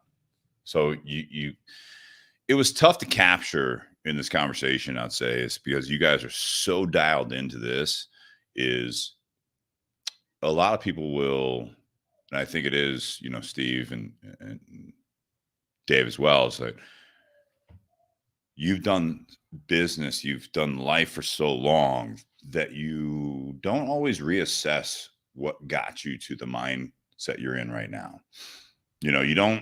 You learn from your failures. That's the goal there, but you don't always remind yourself unless you are hit with another failure. That's the growing point. You want to be able to do better than you did, or you also, we talked about this with like even like the COVID years, it's like you take your best practices And a lot of people, a lot of businesses, just more recently, they learn some best practices and they've already forgotten them. People learned a lot about themselves and people that they associate with. They've already forgotten them. And I think as time goes by, you need to remind yourself of what your best practices are and how you communicate with people.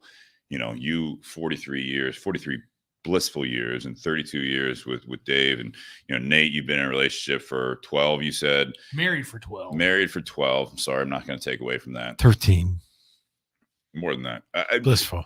My point is that when it comes into you get what you give, it's not only that first job interview, it's not only that first date, it's not only your current situation, it's how do you continue to stay at that level, present your best self? How do you feel beat up a little bit, and then all of a sudden the next month goes by, or a couple months go by, and all of a sudden you're like, no one's giving me any attention, no one's being nice to me, no one's being are you staying at your level?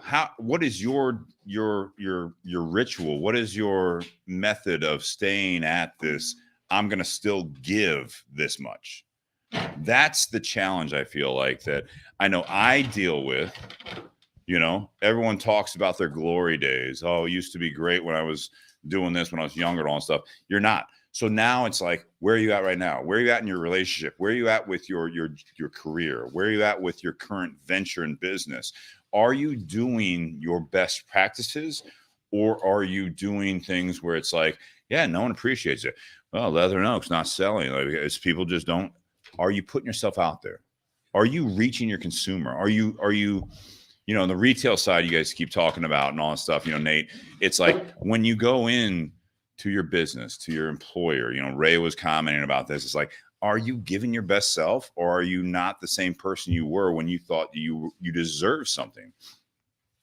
I think this is something that it is a constant growth that I feel as though that we struggle with. And I think the thing that's glanced over, Nate, I think that this is something that we glance over too much, is that when things are good, that's great. We take it for granted. You take it for granted. You don't communicate the good. And when the bad is happening, or you're in that rut, or the business is down, the relationship is down, now all of a sudden you may not be able to communicate that. And now it's just going to get worse. So I think the biggest thing as far as my closing remarks is you get what you give. Don't stop giving. Never stop giving. Never. We shouldn't. Because if you stop giving, that's what you're going to get. Right. And I think that's where people get frustrated, and they don't necessarily comprehend why they're not getting what they used to get. You stopped giving. You stop putting yourself out there. You stop putting the effort in. It's taking things for granted, but a lot of times it's not intentional. It's simply just going with the flow. Things are going well. It's great. Everyone's happy. Things don't go as well. Well, now all of a sudden you stop putting yourself out there. You stop giving.